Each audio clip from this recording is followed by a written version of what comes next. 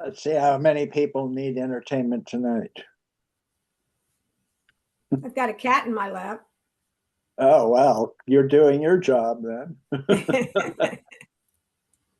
Where are we?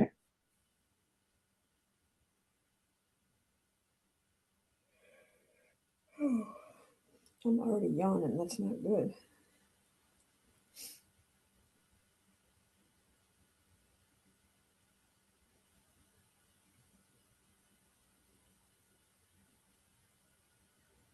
Why is there no not here?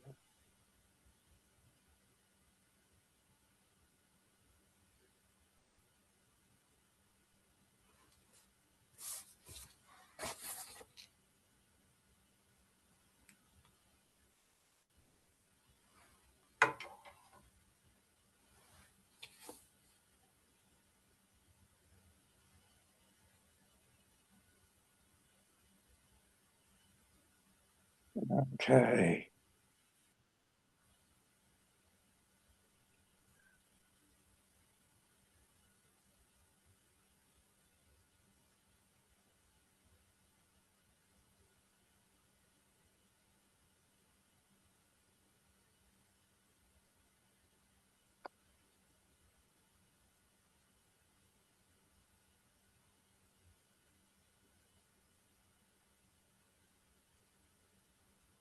Rob, it's good seeing you. It's been a while. Yeah, sorry I wasn't at the last wasn't able to make the last meeting. This is the big one. I'm just saying that. Better not be that big. I was gonna say it really isn't.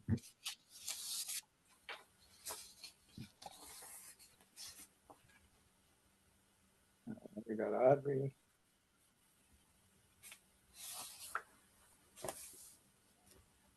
Mary and Chris. Waiting for it.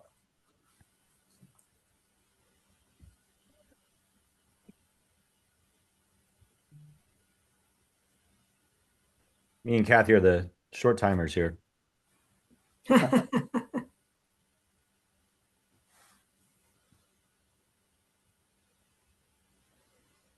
we go.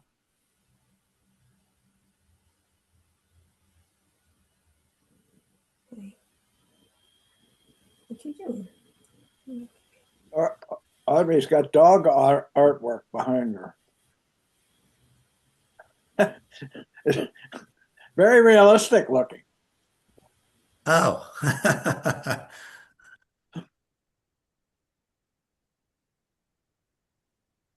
That one I no longer have. Oh, sorry. It's okay. Yeah. Yes. I'm There waiting she for is. That one's Stephanie. Stephanie. I'm Yes. waiting for a goat to show up behind Rob. Oh, a goat, right. It's on The my one, lap. the one I've got now is called Wolfie. Wolfie. Stephanie, now Wolfie. Yeah. You need some portraits done, Audrey. Get in line. Get in line, yeah. Yeah. See you. See you. Oh. Well, we'll give us another couple of minutes for Mary to show up.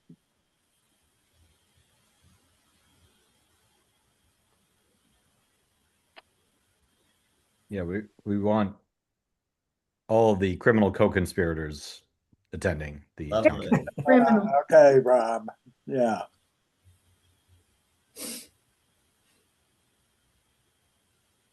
Do you have a quorum? I can't tell. Do I have a what? Quorum. Yeah, we have a quorum. I just sent Mary a text, just in case. There she is. Okay.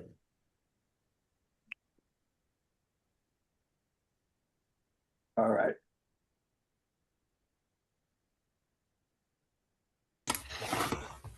All right, everyone. A lot of attendees here lining up. Go on, Eddie. All right, let's call the council meeting and budget work session to order. As usual, we have an agenda.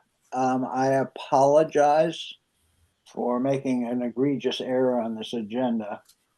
I mistakenly included public appearances. We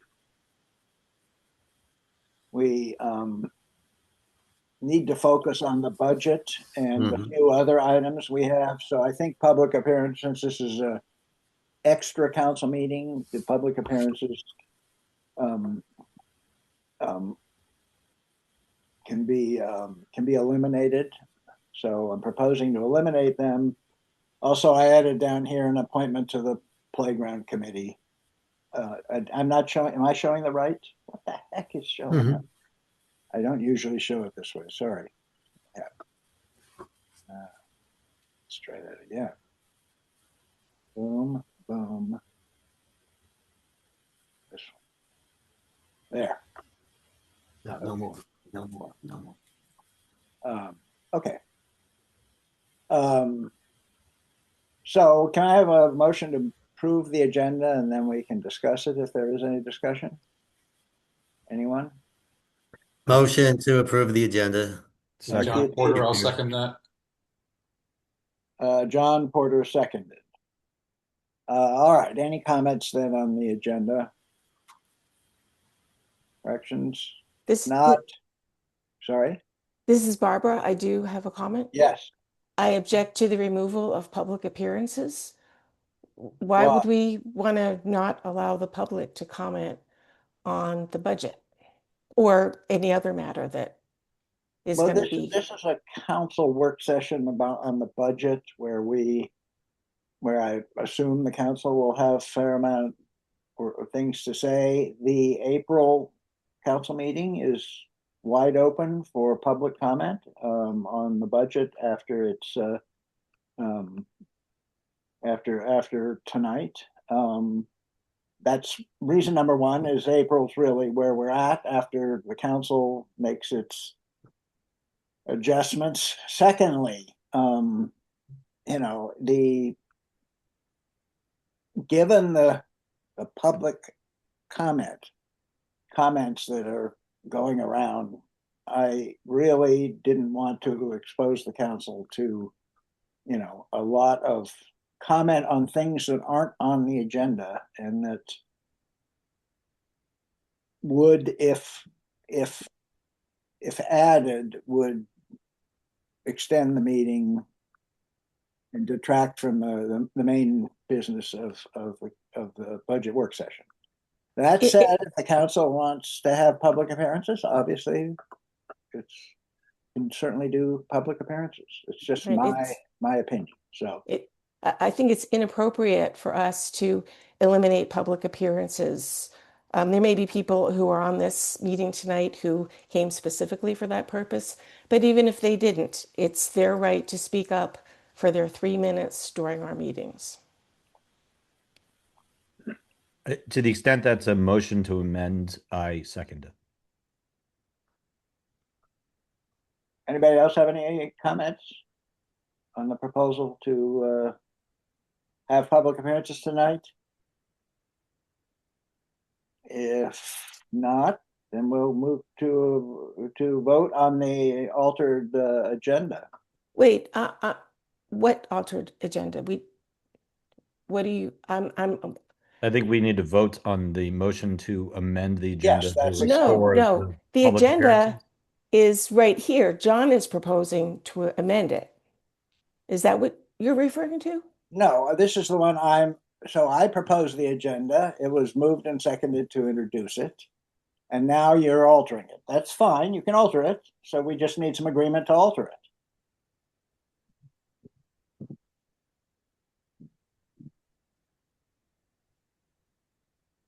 I see. I think Barbara's point is the agenda that was circulated to the town had public appearances, and then we started Yes. the meeting with a revised agenda. Yeah, I think that's my point Yes, of that view, too. happens all the time. The It agenda does is happen all the subject to time. the agenda is subject to change at any time before or during the council meeting. That's always been the case.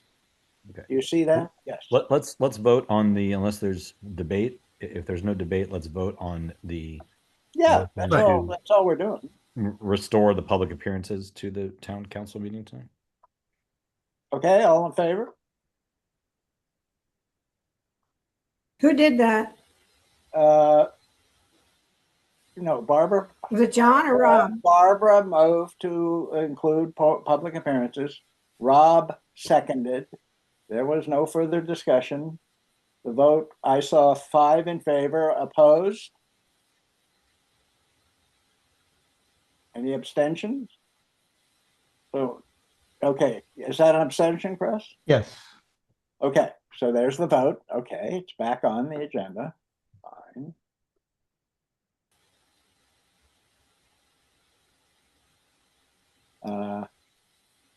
All right. Any other comments on the agenda? Just why do we have to spend 10 minutes talking about the hall? Can't we do that in 5 or less? I mean, if we have, if there's something happening that we need to do, that's fine. But it seems like it would just be. It's These are only estimates. It could take. okay. months. Okay. Yeah. Peter, it's just, Yeah.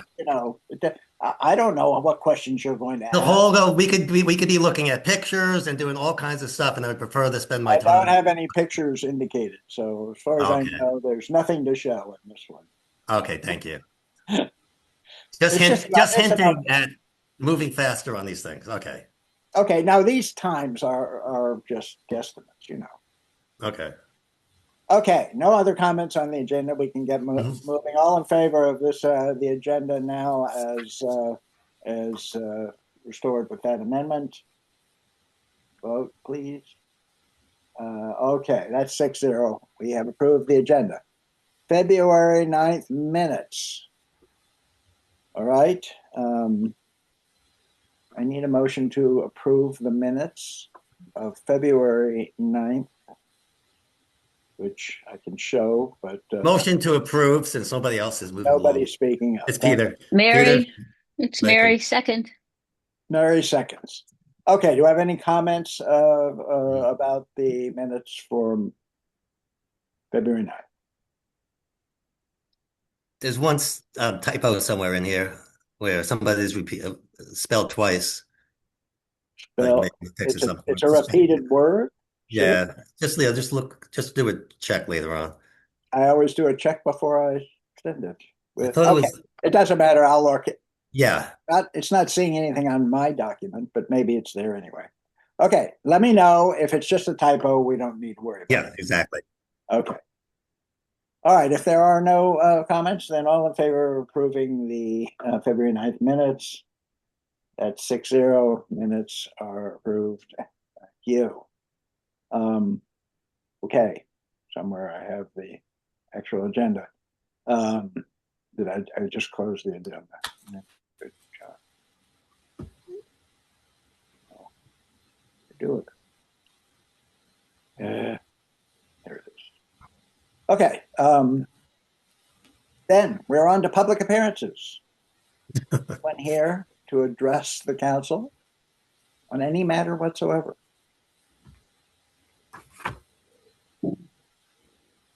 Okay, not seeing anybody here on a public appearance. We'll close public appearances and continue with the agenda. The mayor's report. You'll note that that's pretty truncated. I felt I did have to report at a council meeting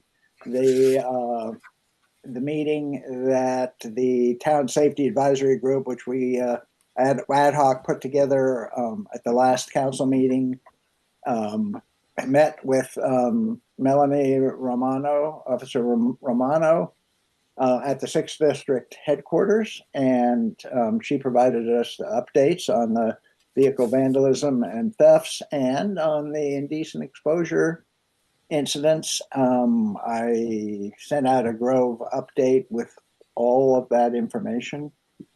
So just wanted to report that that was done. The recommended actions are, the possible responses of the town were reviewed. They're largely what was suggested by a variety of people. But the one major thing was that she is quite willing to conduct a meeting for the town where she will discuss any issues that town residents have, and particular, this sort of vandalism that occurred a few weeks ago. So that can be scheduled as quickly as we can find a time. I think she would prefer it to be by Zoom, but if the council feels that it would be better to do it in person, then we'll have to wait till the hall is back in order for sure, and find a time to do an in-person meeting with Officer Romano. All right, the rest of my report, I decided to just say any questions from the council about any matters since 2 weeks ago's council. Ready? I mean, there are things happening in the legislature, obviously. I can say one more thing. We have been asked to consider passing a resolution supporting House Bill 1142. That is the one that's getting favorable treatment by the committees. That's the bill that has the state creating a task force to examine, to modernize municipal revenue sources. The right now, as you know, revenue for us, and as well as all other municipalities, comes from property taxes, and the state does a little income tax sharing, but we don't have any other options, especially those municipalities with business districts, for increasing revenue, which differs from most other states in the country. So the Maryland Municipal League, acting on behalf of a lot of municipalities, has tried requested and got introduced this bill to create a task force for the state to examine how to basically expand revenue sources beyond the property tax, which everybody knows is a burden on property owners, and without any other options, municipalities have to use the property tax to raise income. So they asked for us to do a resolution. I actually didn't get it together. They provided a template, which just is a bunch of whereases in support. I could show it if you wanted toward the end, maybe at the end of the meeting might be a good time to do it.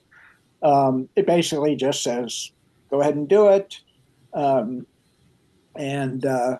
distribute this resolution to some key people to ensure they know that Washington Grove, as well as many others, I think they have resolutions from up to almost 40 municipalities in support of this. To tell you the truth, unless the governor vetoes it, I think it's pretty much a shoe-in. But you never know. Okay, so I added that one more item. Mhm. Any questions then on anything else? All right, good. That case, we'll move on to the administrative matters.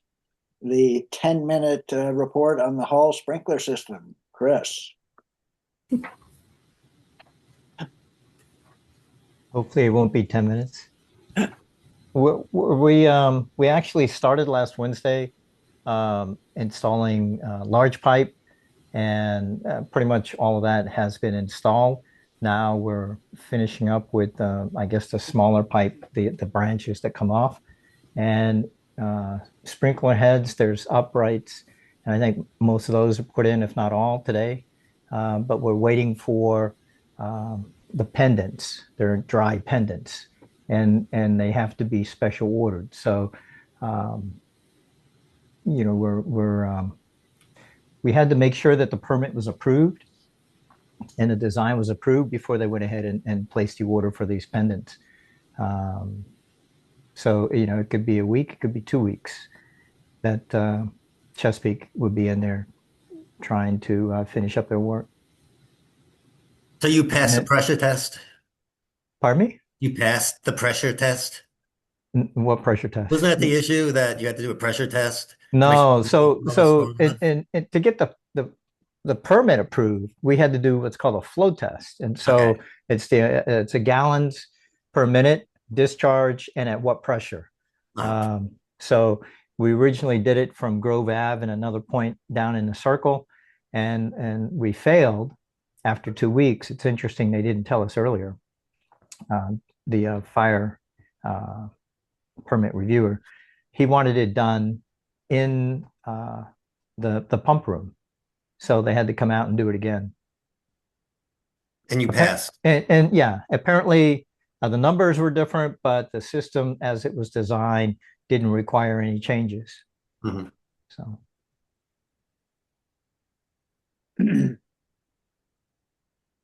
So the nitrogen system has to also be installed, right? That's coming. yes, yeah, so we have a square box sitting in the hall, in the Catherine Hall. They delivered it yesterday, Oh, and you know, I was talking to Steve today, and we're going to go take a look at it, open up the box, take measurements, and figure out where might be a good place to hang it on the wall down in the pump room. But you know, that's about as far as we've gotten on that. So the real $64,000 question is, will we be able to restore enough of the hall for an event which is now on the 25th of April? Okay. Yeah, we're, you know, nothing is guaranteed, but we're definitely shooting to try to do that. Steve has a lot of strategies in mind. Well, in fact, you know, something that I could add to this is we had already gone out and purchased lumber for the ceiling replacement in the old council room, and Steve also picked up stain that's similar in color, and we're prepping that wood to kind of get it ready. So trying to get ahead of the game for the restoration process. And what else?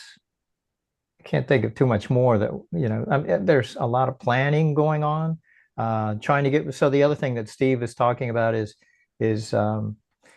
we've got all the pieces of the hall ceiling that we took out, bundled up and stuck into the pod that's right outside the hall, the Catherine Hall.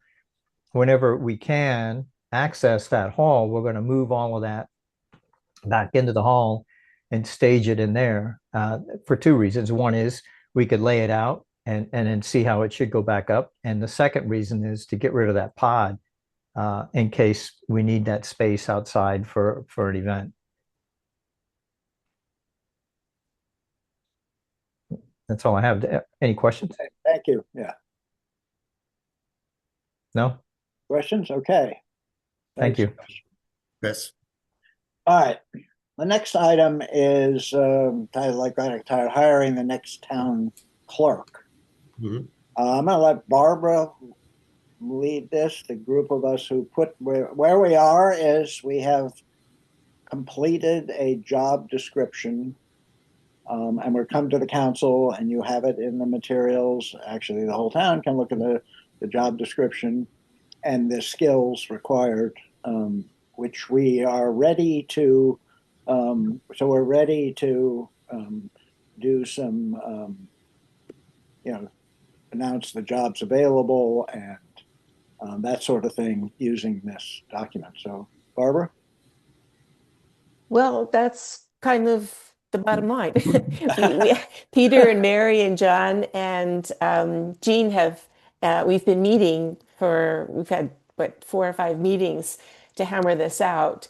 And we've actually changed the title to town manager, and we've beefed it up a little and included a line about being responsible for programs and being responsible to ensure that our programs and services conform to state and local laws, as well as some of the more like everyday responsibilities that we all know the town clerk does, dealing with residents and overseeing the trash contracts and things like that. So we're pretty satisfied with this description as it is.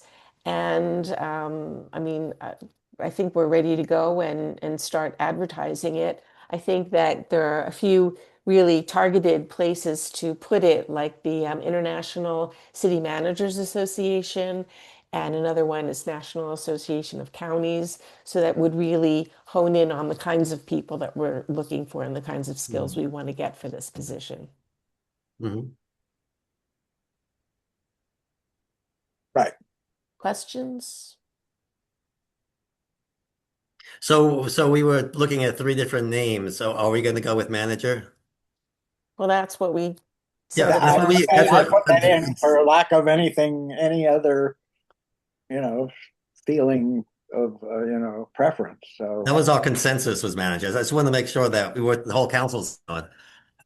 yes. So, And John, you're here. Yeah. So you're good with it too. Okay. right. So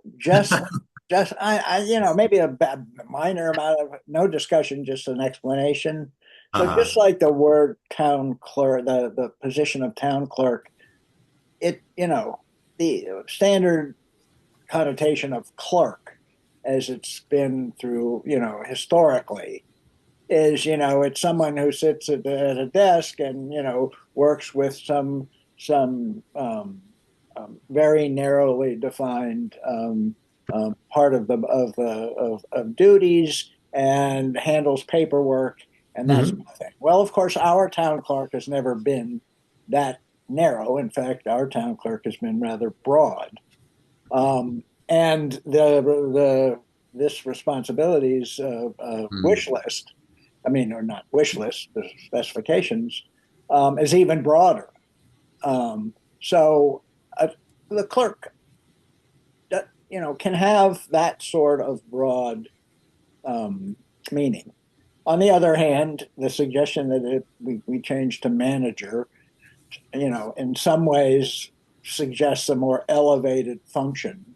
And so, just like the clerk, a town manager is a spectrum of potential responsibility. Some town managers have the function of financial officer. They do HR. They just run the gamut. They're the operating officer for the town.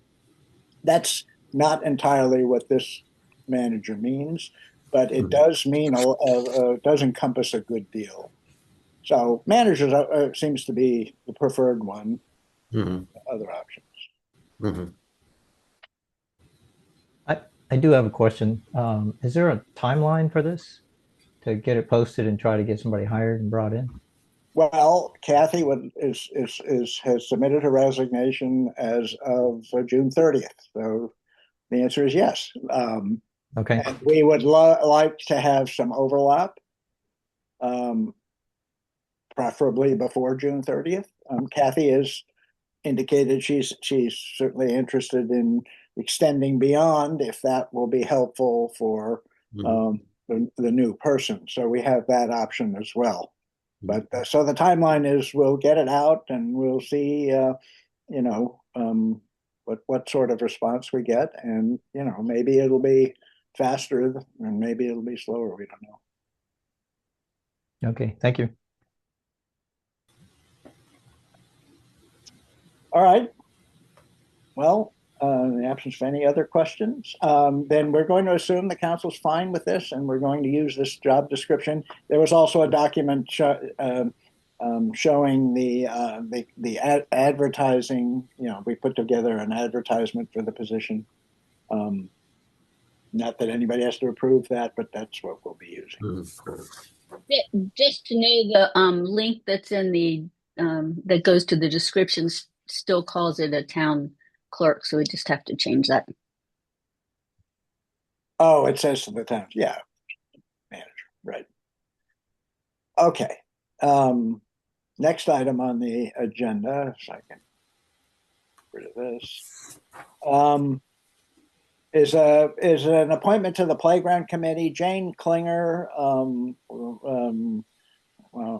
determined that she couldn't devote enough time to the playground committee, so she was resigned, was one of the 8 members. The playground committee considered who might be an appropriate replacement, and they spoke with Laurel Goldberg about joining the playground committee. I've spoken with Laurel, and she's already familiar with the playground master plan and what's been going on, so she's a very appropriate replacement for Jane. So I'm proposing to appoint Laurel Goldberg to the playground committee, and I need council agreement. Questions? You I have a question. You appointed a leader, like, you can help me with this, but there was a leadership group of like 4 people. I know, like Andy, John, no? And No. I mean, yeah, there may be. We didn't appoint a leadership group. We appointed a committee. A committee of 4 people, and I thought then you said other people could participate. No, it was 8 people. It was 8 people. It's not a committee. That's what we're calling it, the playground committee. It's in the resolution. We called it a playground committee. I thought you wanted to call it something. We were. I'm not going to prolong this. I trust you, but that's not the way. This was going to be something special. This wasn't going to be a regular Grove committee. No, it's a different sort of committee. That's true. It's a council mandated committee with council mandated responsibilities. So every person on there needs to be approved. Correct. The voting members of the committee. That's how this committee works. Okay. Yeah. They were encouraged to recruit as many other people as they want, to give them advice, to help with the work, whatever. Right. Yeah. So there's like what? How many people are on this? Like 5 people now? There's 8. 8. Okay. On the committee. Okay. Oh, 7. Laurel will make it 8. Okay, I got it. Okay. Right. I'm ready to vote. All right. Just trying to keep up with that. Yeah, thanks. We'll have an appointment or 2 to our regular commissions in April or in May. So, all right. Well, that's good. It clarifies that. Anything else to say? Okay, we'll move to a vote to approve my appointment. All in favor? All right, unanimous. Thanks. Laurel is on. Okay, the next item is the 2026 annual town election and town meeting, which is May 9th. You will recall that we altered the town charter last May to give the council responsibility for setting the time of both of those, the election and the town meeting, on the second Monday of May. So rather than, we took away the specified times.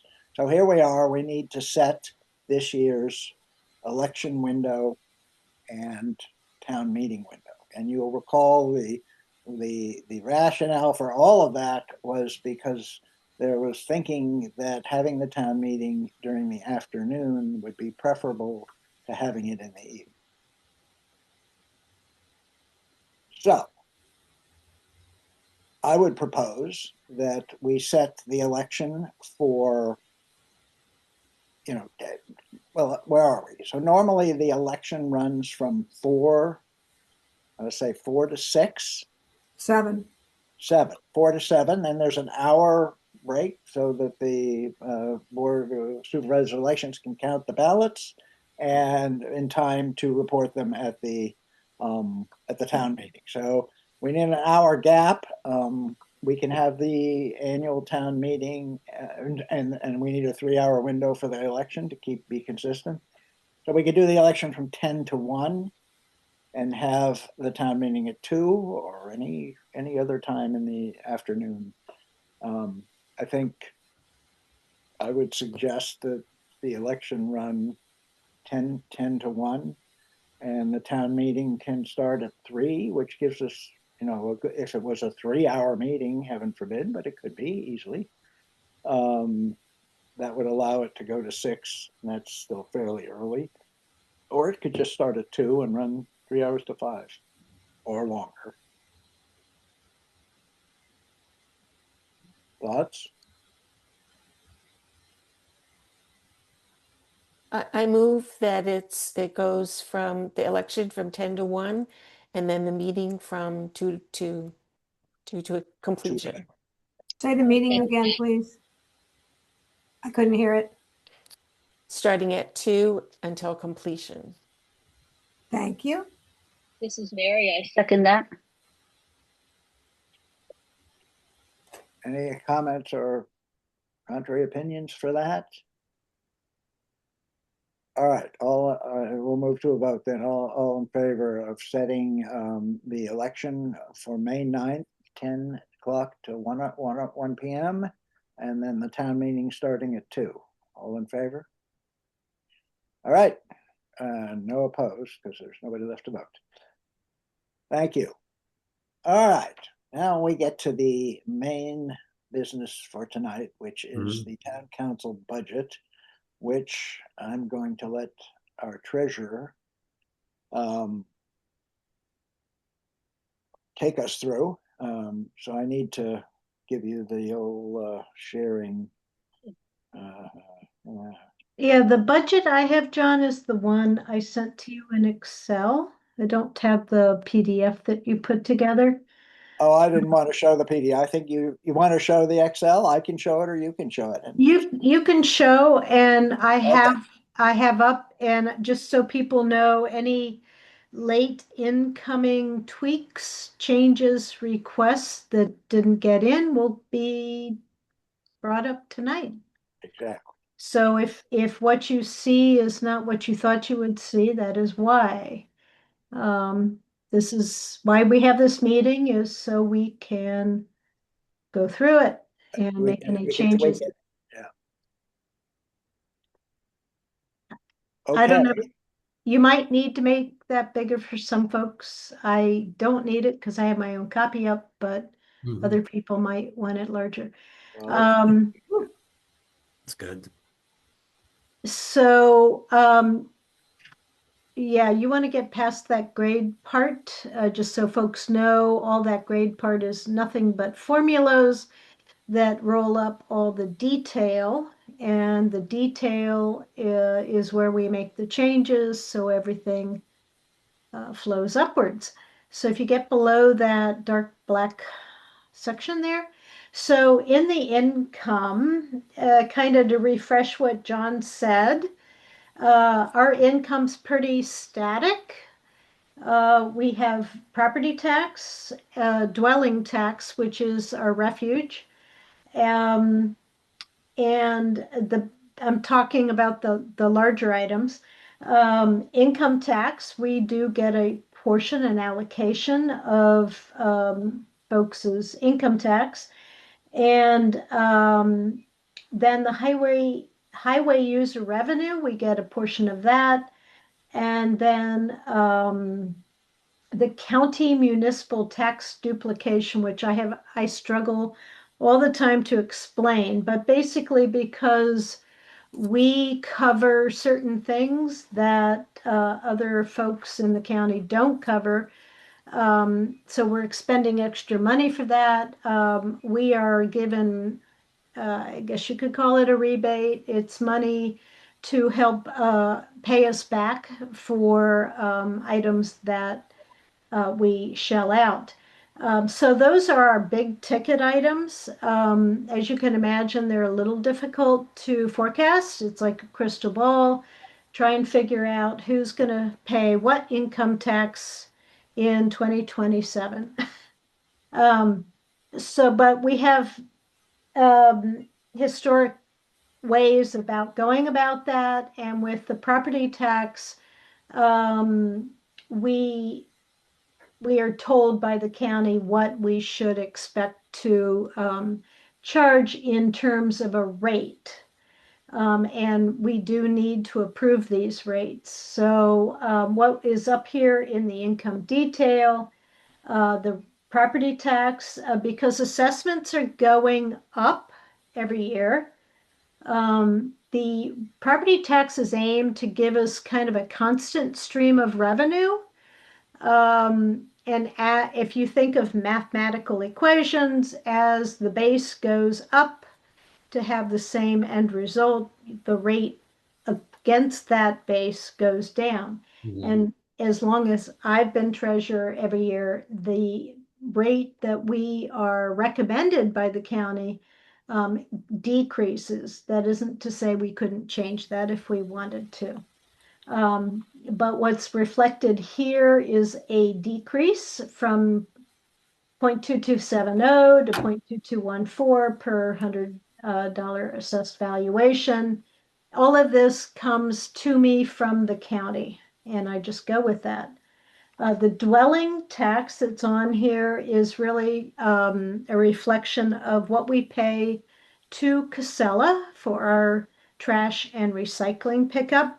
What we do is calculate per kind of pickup address how much that total bill to Casella for the next year equates to, and that rate is communicated to the county. You will see that actually on your property tax bill.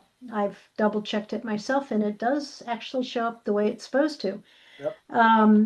The commercial corner we now include in the contract with Casella that they will pick up. It's the equivalent of 6 units being picked up. They are invoiced that amount that you see there, the 1274, to pay And back then they to the come town in. what we're paying out. So that per pickup rate that is being charged to residents accounts for or is diluted by, if you want to think of it, by those 6 units at the commercial corner. And the public utility operating property tax, I know John and I had a discussion about that, and you'll see in the notes there on line 68. The last time, line 68, John, you're going way too far. Not 268? Okay, yes. No, one just plain old 68. That rate has not changed since 2015, fiscal 15. It was increased by 10 cents from 60 cents to 70. And so this is a question for the council tonight. We have not increased it from 70 cents per 100. This is a rate charged to the 3 public utilities, that being Pepco, Washington Gas, and Verizon. And we always have just budgeted 5,000. You can see I'm thinking it will come in at 5,600.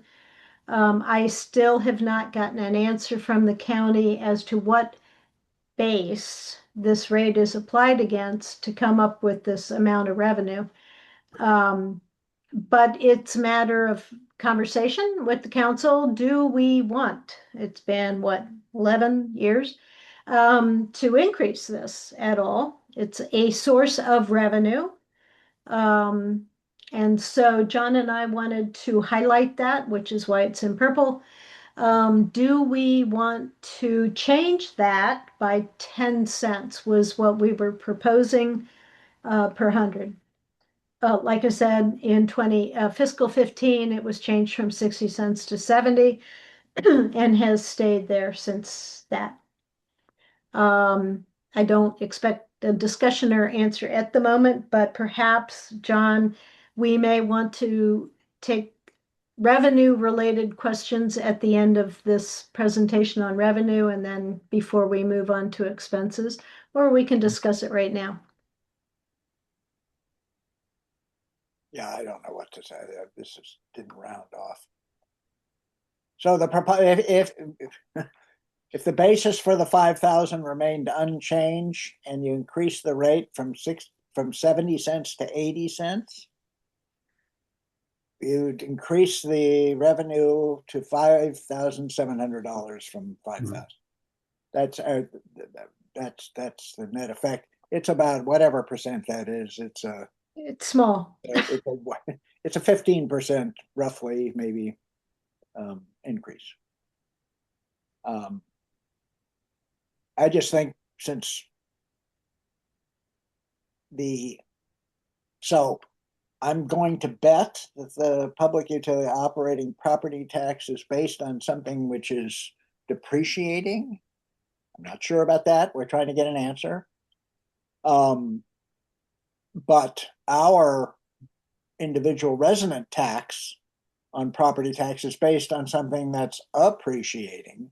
So in spite of the rate going down, the cost per residence goes up as the assessed valuation goes up. So, after 10 years, it struck me as perfectly reasonable to raise the public utility tax rate. Once again, we're not entirely sure what the property basis for the revenue is there. Do we have any comments, or we'll just? I have a question. Maybe it doesn't even apply, but as the utilities raise their rates a certain percentile, as approved by the PSC, couldn't we just mirror those percentages? I'm not educated or aware of the current increases, what rates they have been. Well, we can look that up. That's all public information. Is that apples to apples? I'm not so sure. I mean, they increase the rates for lots of different reasons. Yes, that's correct, and it's painful for us. And there's a big argument, in Annapolis, there's a huge, a deal about controlling electricity and gas rates. Wait, but what we're thinking about is what, 1% a year over the years. Well, yes, and that I'm sure probably more than that, but that'll be the day that rates go up only 1%. No, I was thinking our proposition. Oh, this proposition, yes. Yeah, we haven't done anything since fiscal 15.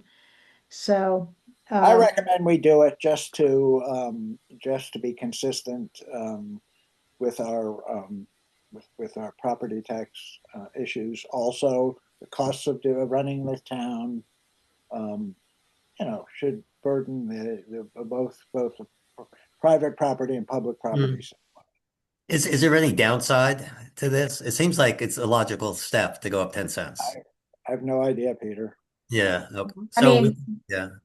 I without knowing what base they're using, is it like some sort of square footage that they utilize our town property on? I don't know yet. All right, it's only worth and $700. It's not a huge amount of money that we're talking about, but anyway, that would because that is a rate that I communicate formally to the county.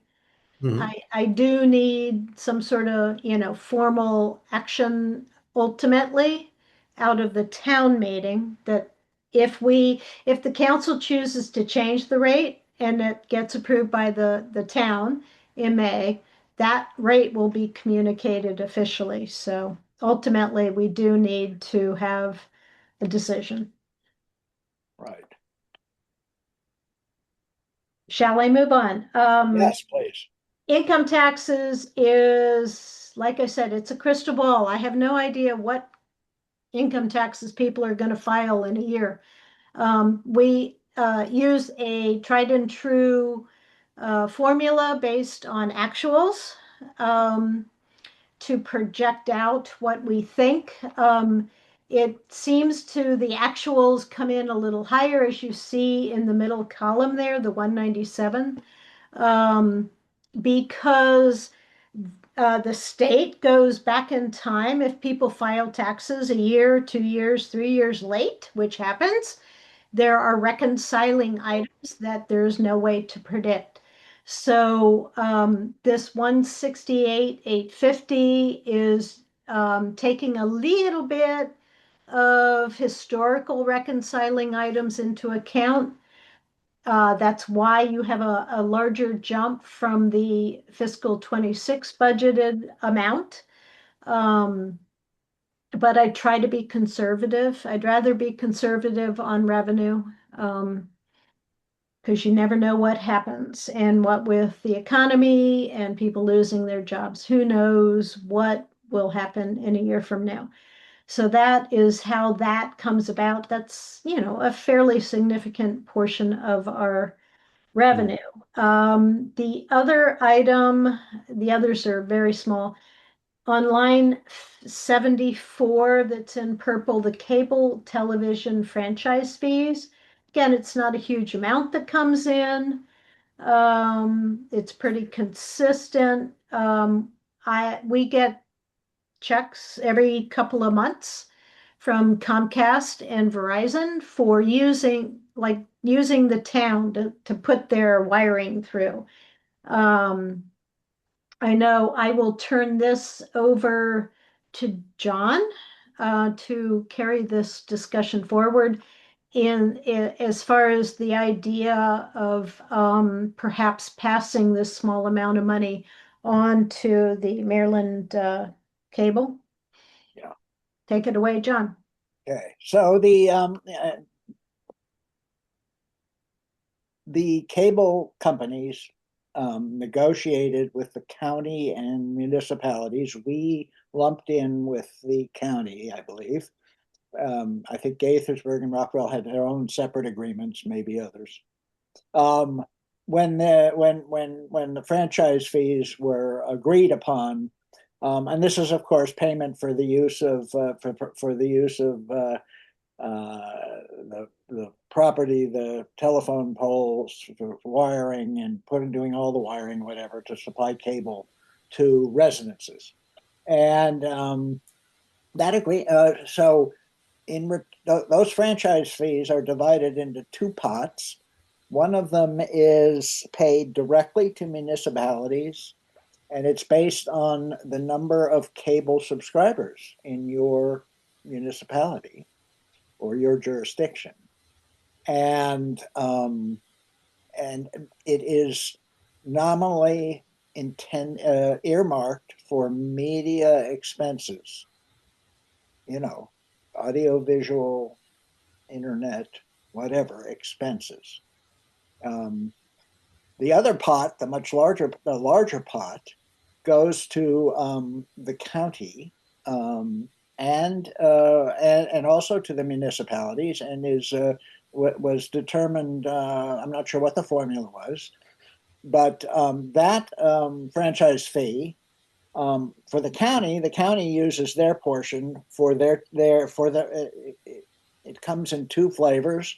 One is for capital expenses, a certain amount. I think I'm trying to remember. I believe the Verizon fee was for capital expenses, and the Comcast and RCN fees were for operational costs. And the county uses theirs for their own expenses. And a bunch of municipalities got together, since we did not have at the time,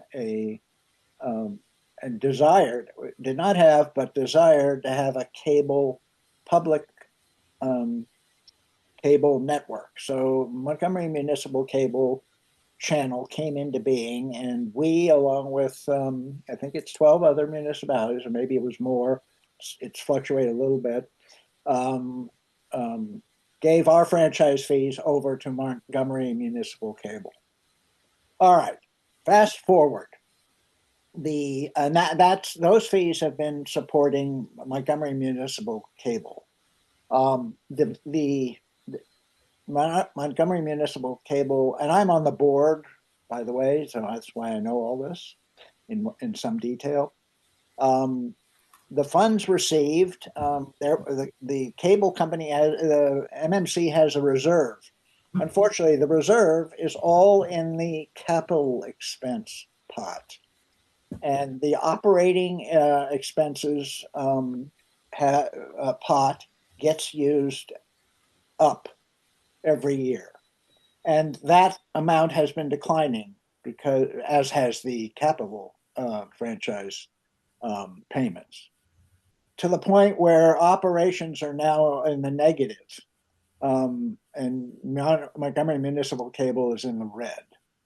And the board of directors has proposed that municipalities who may not be using their individual franchise fee they receive based on the number of subscribers, that's this 5,000 we get, for the purposes that they're supposed to be using it for, consider donating it or passing it through to Montgomery Municipal Cable to help defray the declining revenues that the channel is receiving. So I'm on the board. I was in favor of that. The total that the channel might receive, if everybody agreed to that, is something on the, I'm forgetting what the number is, $75,000 or something like that, of which we are 5,000. And so we've all, we've been requested to get approval to pass along these franchise fees. So basically, I'm proposing that the town do that, with the 5,000 or whatever the actual number we receive for franchise fees be, we'll call it a donation. It may actually have to be called something else. I don't know, but it's basically passing it through to Montgomery Municipal Cable.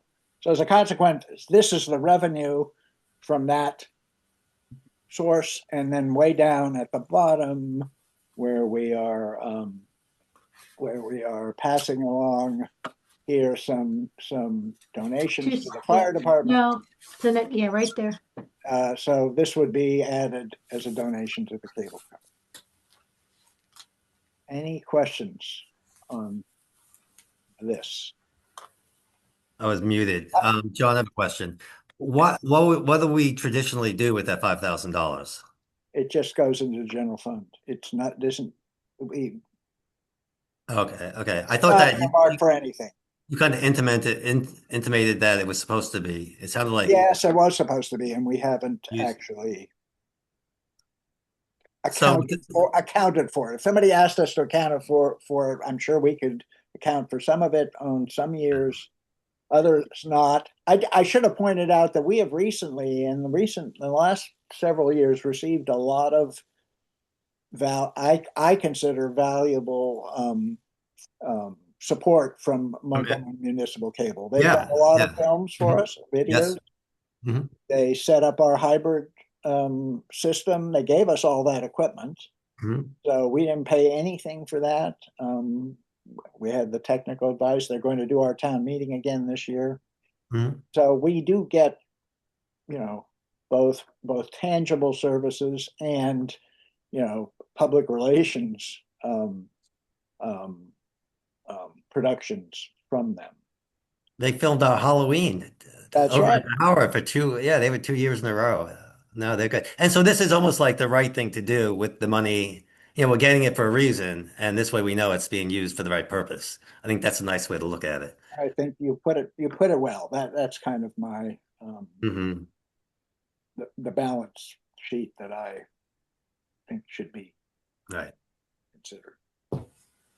All right, so what we have it is we have the franchise fees here, and when we get to the bottom, you're going to see that proposed donation of this exact amount to MMC. Okay, go on, Gene. You can move on. Alrighty, the highway user revenue, that is dictated. I receive estimate letters periodically from the state that estimate what our revenue will be. The money comes in dribs and drabs throughout the year, but they periodically send updates. This is the way, this is the most recent update was back in December as to what we can expect. So that is pretty much the way it is. If you get down to the, as I mentioned, this county municipal tax duplication, which is a very long name for something that's a little ambiguous, but this amount of money is determined and sent to us. We generally don't hear about what the exact amount will be until April. Based on what we've received this fiscal year, I'm just sort of bumping it up to a 99,000, but that amount is not, there's no way to determine what it exactly will be as of tonight. The other. Let me make a comment, Gene. Let me just. Yes, please. This is $100,000. It's a significant part of the town's budget. And it is of considerable importance to all the municipalities in the county. For years, this duplication return was below what the services that were in fact being duplicated by the county and by the city. So, for example, a duplicated services, we pay for the county to support their parks. Plus we pay for our parks and they don't pay for our parks. So we have some duplication regarding that. In fact, that's our principal duplication, but there's a few other things. For Gaithersburg, it's the police. No, I mean, not Gaithersburg. Yeah, for Gaithersburg, it's the police. They have their own police department. Right. So they don't utilize county police except when there's joint efforts. So there's a duplication. So the duplication is a real issue. And for those of you who were awake for a few years ago, the municipality has been trying to get this number closer to what is the real calculation. And 3 years ago, the county agreed to a formula to increase the amount of duplication revenue provided to municipalities. So this number is actually known somewhere. And the reason it's not exact here is because, as always, the county has to pass a budget that includes it. And in the past, that's been not a sure thing, the past being 5-10 years ago. But it's a pretty sure thing. So when that's for sure, we will be certain we'll get what amount we're going to get for this. That's the short story of the complicated issue, but it's a significant contribution to the town's revenue. Okay. On to the recreation program user fees.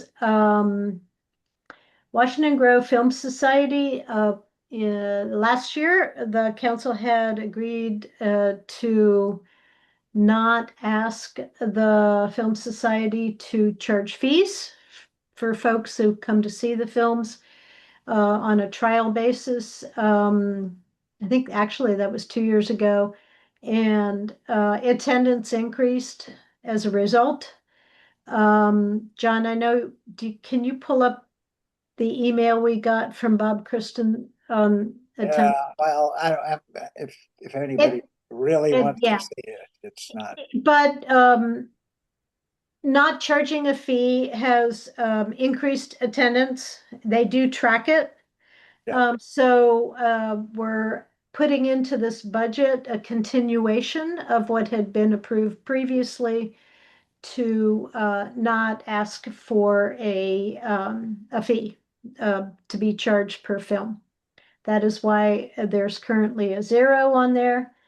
If I move to Summer in the Parks, I know Eva had sent me a revised budget. I don't think she had indicated the bottom lines did not change. There were just tweaks within line items. You know, we do, it's about 35% of the attendants at Summer in the Parks do not reside in town.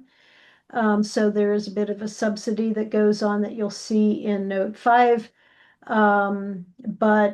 This is a traditional activity for the kids. They look forward to it, and parents have come to rely upon it. And so we have increased the fee. It was $250 for residents. It's going to be $275. There's a $25 increase to was it $350 to $375 for folks who are not residents. So there's that. With investments, we've been blessed by sitting on the stormwater money and making quite a bit of money from it in interest. That will drop as we spend that money. I've tried to calculate that, we do not have to return any of that interest income back to the federal government, which is quite nice. The only other thing I will note, I am in past years, I'm jumping down to the miscellaneous category. Action hauling, which is that large sort of unsightly complex by the post office, rents property from Washington Grove, and we invoice them every year. I have traditionally put that in the miscellaneous, but I am now calling it out as separate just so people are aware of the fact that we do it. In last year's budget, it was part of miscellaneous, and it will become its own identified area at the moment. If we get down to the sort of more complicated revenue, with the ARPA money, we all understand we got that money up front. We've been sitting on it, making nice revenue from it. But we cannot, for accounting purposes, consider it revenue until we spend it. So what you see here on line 98, we are anticipating fully spending that money out in the current fiscal year. Some money might trail into next fiscal year, but we feel fairly confident, or John does, that we will get that money spent in this fiscal year. We have until December to actually spend the money. If we don't, we have to give it back, but it should easily be spent by the end of the calendar year. As I think we'll talk as we get through this with the playground grant, yay. We got the grant. So what this budget reflects is spending most of it in the next fiscal year. And so, John, I think we'll discuss this a mirror image down when we get to expenses. Does that seem fair? Yeah, that's fine. We don't have to go. Okay. So that I have a question.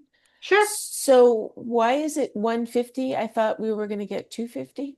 Because, as I said, the budget as was drafted a week ago thought that perhaps it would take more than one fiscal year to spend it all.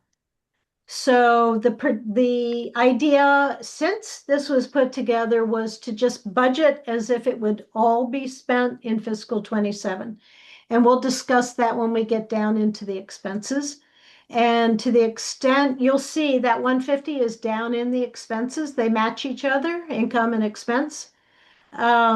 If we decide to build all of the expense for the 250 in the coming fiscal year, then that will get reflected up in revenue as well. But when this final draft was put together, the thought was that the remaining 100,000 would not be spent until fiscal 28. So it would be like deferred revenue for No, fiscal? no. This is a reimbursement grant. Oh, I We see. have to Okay. spend the money before we can ask to get it reimbursed. Okay. So All right. there's no concept of deferred revenue, which is what we have with the ARPA money, which we got all up front. Okay. Thank you. So I will call out line 95, which is ahead of some of these more temporal items. Use of reserves. We are required to do a balanced budget where income and expense match. We have historically projected expenses that exceed our revenue. And so we have traditionally built a budget where, as you'll see on line 95, use of reserves, that 107,983 that's right there is really a plug figure saying if we were to expend everything in our budget that we think we will expend, we will need to dip into our reserves because our expected revenue doesn't cover everything we would like to spend money on. That has been the traditional way that the Grove has done this budget. So that's that item there. As long as the 5 years that I've been treasurer, and when it comes down to actuals, you'll see in the Here. middle column there's a negative number. That means, oh, we did not spend everything we thought we would, and we basically ended up in the black, to use a more graphic term, and money will go back into the reserves. As long as I've been here for 5 years, we've always actually put money back into the reserves. So, Right. however, just so everybody understands what that line is all about. We So move, Gene, just to summarize, and I Yeah. think this has probably been going on for much longer than you've been treasurer. yeah, We project a budget shortfall and we realize a budget gain, surplus. windfall, gain, whatever you want to call it. Yes, Yeah. basically, Surplus. yes. Right. I have run reports way back in time, and yes, I can verify that that is the case. Right. Usually. We should pat ourselves on our back. At least we've been doing that sort of Yes. right. That we've been, Yes. kind of prudent and conservative in our budgeting. Yes.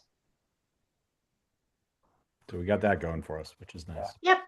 Okay. Shall we move to expenses and I'll remind folks, as I've spoke with certain folks during the budget process, to understand we have kind of like general expense areas, cost centers, whatever word you would like to put it. And all of my treasurer's reports present it that way. So if you look at the executive area, these are the types of expenses that we put into that.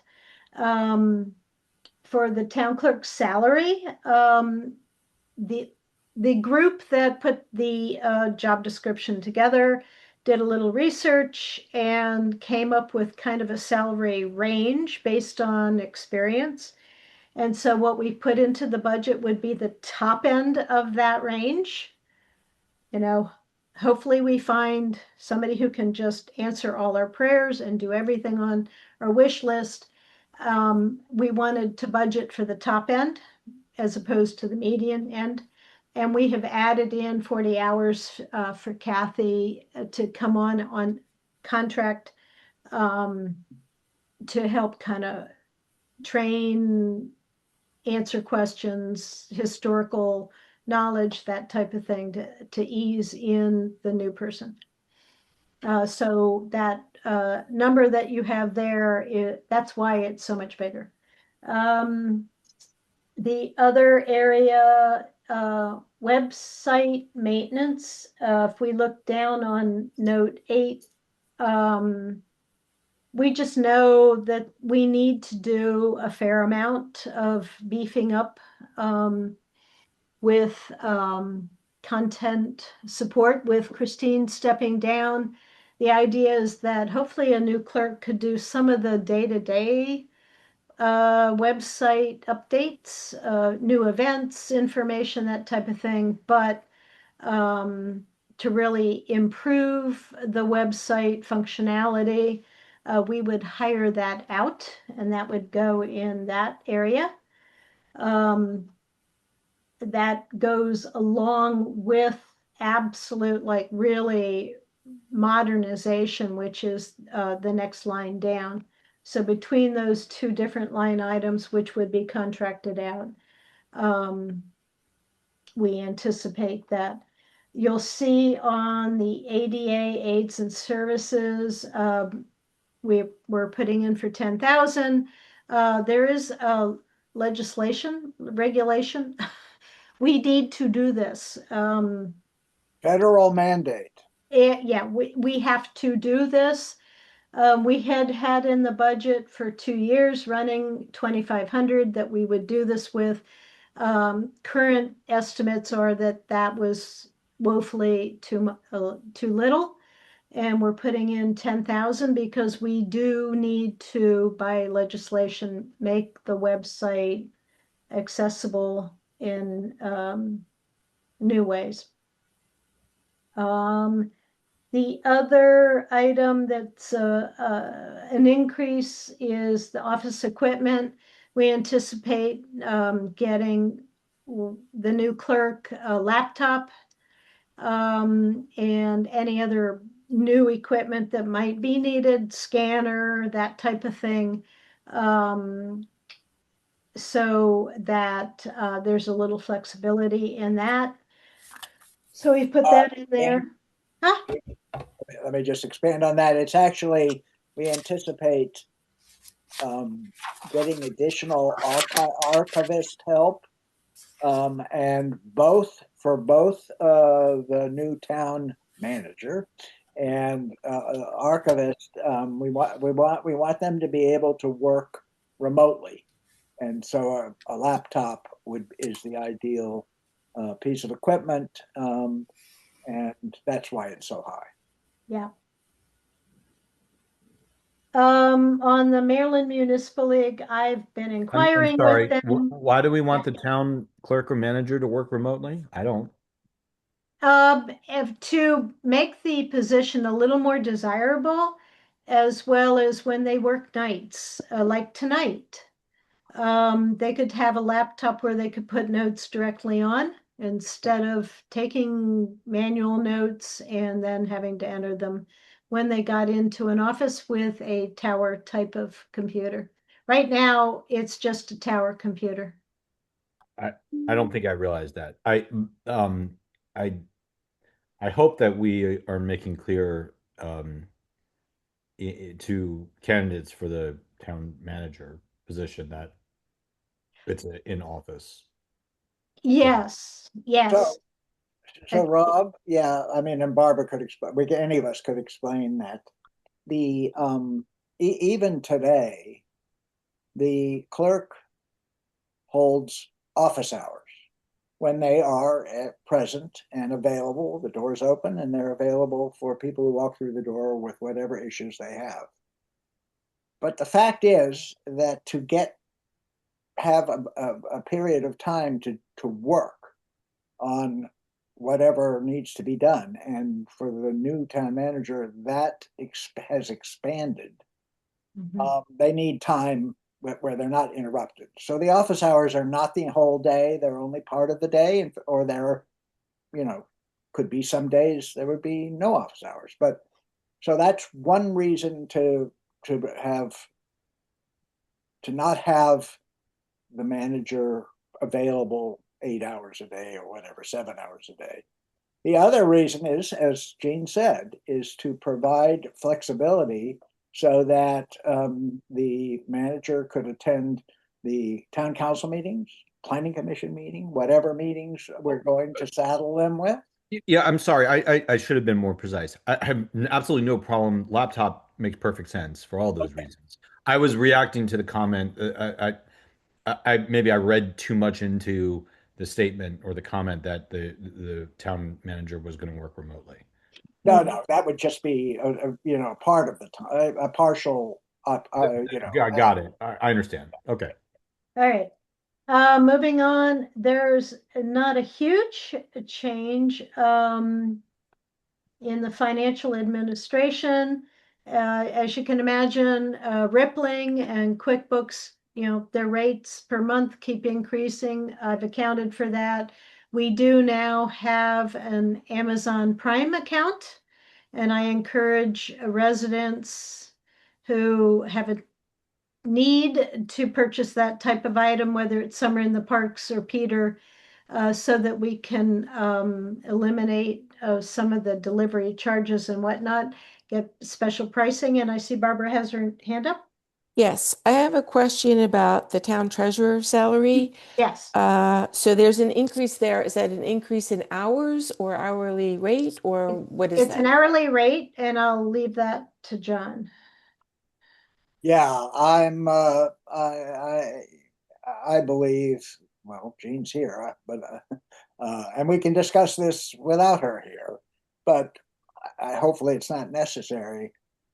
She's really expanded the role of the town treasurer significantly in looking over our HR policies, handling the insurance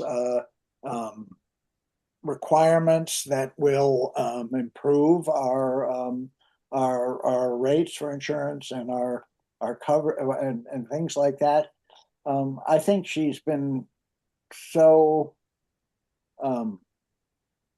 performance on the job has been beyond exemplary, and I felt that she deserved an additional raise for her effort. Jean does not, well, she can speak for herself, but I'm speaking for her. I'm her supervisor. She's not interested in increasing the number of hours she spends on the town treasurer's job, and a lot of what she's been doing has made her more productive. For example, the Rippling and the QuickBooks and all of that stuff has made her more productive. So she gets a lot more done. I just think at this time she's deserves that to be recognized. And so this suggestion is for a 10% increase in her nominal hourly rate for whatever hours. It's all down there at the bottom. And I totally agree with you, John. Yeah, but I would like to say that you probably have expanded what she does more than she's done it herself, because you see what other talents she brings to the job that we didn't have in the past. So it's a good investment. I would like to say that's a little bit of it, Peter, but Jean's, and I don't want to blush too much, but she's really she's so responsible and interested in improving how the town operates, that she comes up with a lot of stuff herself and takes on a lot of stuff herself that I'm not even asking her to do, but that are very valuable and have proven valuable. So John, could we get could you forward a job description to the council or a list of duties or something like that? Because I mean, I hear, anecdotally what Jean does, but I don't have a really good, handle on all the duties. Yeah, we have that, John. Because we didn't hire her that long ago, so Yeah. we had to. We have that, and yeah, we can send that. Traditionally, Barbara, staff only get COLA, which is all I've gotten for 5 years. So I did ask John for an increase. Yeah, but you asked for a minor, yeah, correct. and Yeah. well deserved. So, Mhm. Good. yeah, we do have a good description. All right. Yep, I'm just writing Sure. that note down. All right, we have not really made any changes to the town attorney. That 7,000, just so folks know that, so that with Sue Ellen, that is any, invoices we get from Sue Ellen for advising the mayor or council. And the, with the street light ownership negotiations, we're part of a group of 6 municipalities that she is helping to lobby to Pepco. And so that 7,000 also covers 1/6 of her work on that project. So it's not just the work that's done advising the mayor and council. Yes, Barbara. So we've had a lot of discussion in town about compliance with ordinances, laws, and we really rarely use Sue Ellen. And we have a new person coming on who we don't really know what their level of expertise is going to be with regulations and all of that. And they're going to be responsible for ensuring that we meet regulations. So I would propose that we increase this amount for Sue Ellen. And honestly, I'm not even sure what the amount should be, but I don't think we want to limit this. I do feel like there are times when we should call on Sue Ellen more often than we do. So I would propose that we increase this at least to $10,000. I agree. And Good. Fine. I think that makes sense. I have made that note on my copy here to change that. All right, planning and zoning, as some of you might remember from my reports, we now have a new area called general maintenance and improvement. That's basically work that RJ does that cannot be pegged to any one particular area that we already have in the budget. In fiscal 26, this 11,500 projection, because as I said, this is a new budget area that Mhm. came up during the year. And so there was no budget per se. It is just part and parcel of the entire planning and zoning area of cost. The 2 kiosks that you all approved have been created and by Renee Malosnik. And so those will go into that area for the current fiscal year, along with some other improvements or work that was done. And then for the proposed fiscal 27, we will have 2 more kiosks of the same size, and a larger one is proposed up towards the post office, as well as some better drainage in the grassy area, but that's like Washington Grove Lane and Macaulay. Those are things that we know for sure we would like to work on in fiscal 27. So that number is higher there. Otherwise, surveying and mapping, I was asked to increase that budget. I don't know if Georgette's on the call, but I know Peter could speak to that. Those areas are higher. If we get down to sustainability, Hey, Peter, do you know why Yeah, we have not. We have the planning commission has had 5,000 carryovers forever, and we haven't used it in probably 5 or 6 years. naturally you want to carry over more? So we have. Well, what's happening this year is that the town has outdated boundary maps, and Robert Johnson was really working on that, and we'd like to actually go forward and update those maps because they're just, they haven't been updated in 30 or 40 years, and they really need to be. So and the expenses of obviously all the expenses for everything are going up. So we figure this year we'd like to really do that, and we think $10,000. Um, you know, we're not going to probably spend the whole 10,000, but that seemed like that's the best estimate we can come up with right now. I mean, what do you mean by outdated boundary maps? If Robert was on here, he could help us a little bit more with that. If you want to look at the any maps that we have, if you look in the phone book even and look at the maps we have there, they're all just drawings that have been done. It's all like passed down historically, and we haven't really looked at that and had that professionally looked at. And I don't know when it's been done. Maybe you do. I don't. We do So that's have one pretty good one. Well, Robert's the one who's is working on this, and this is since he's been we've been looking at this for almost 2 years now. Can he write up a cogent explanation of what boundaries? Well, how about yeah. Well, an example would be the railroad. Resurveying, and why?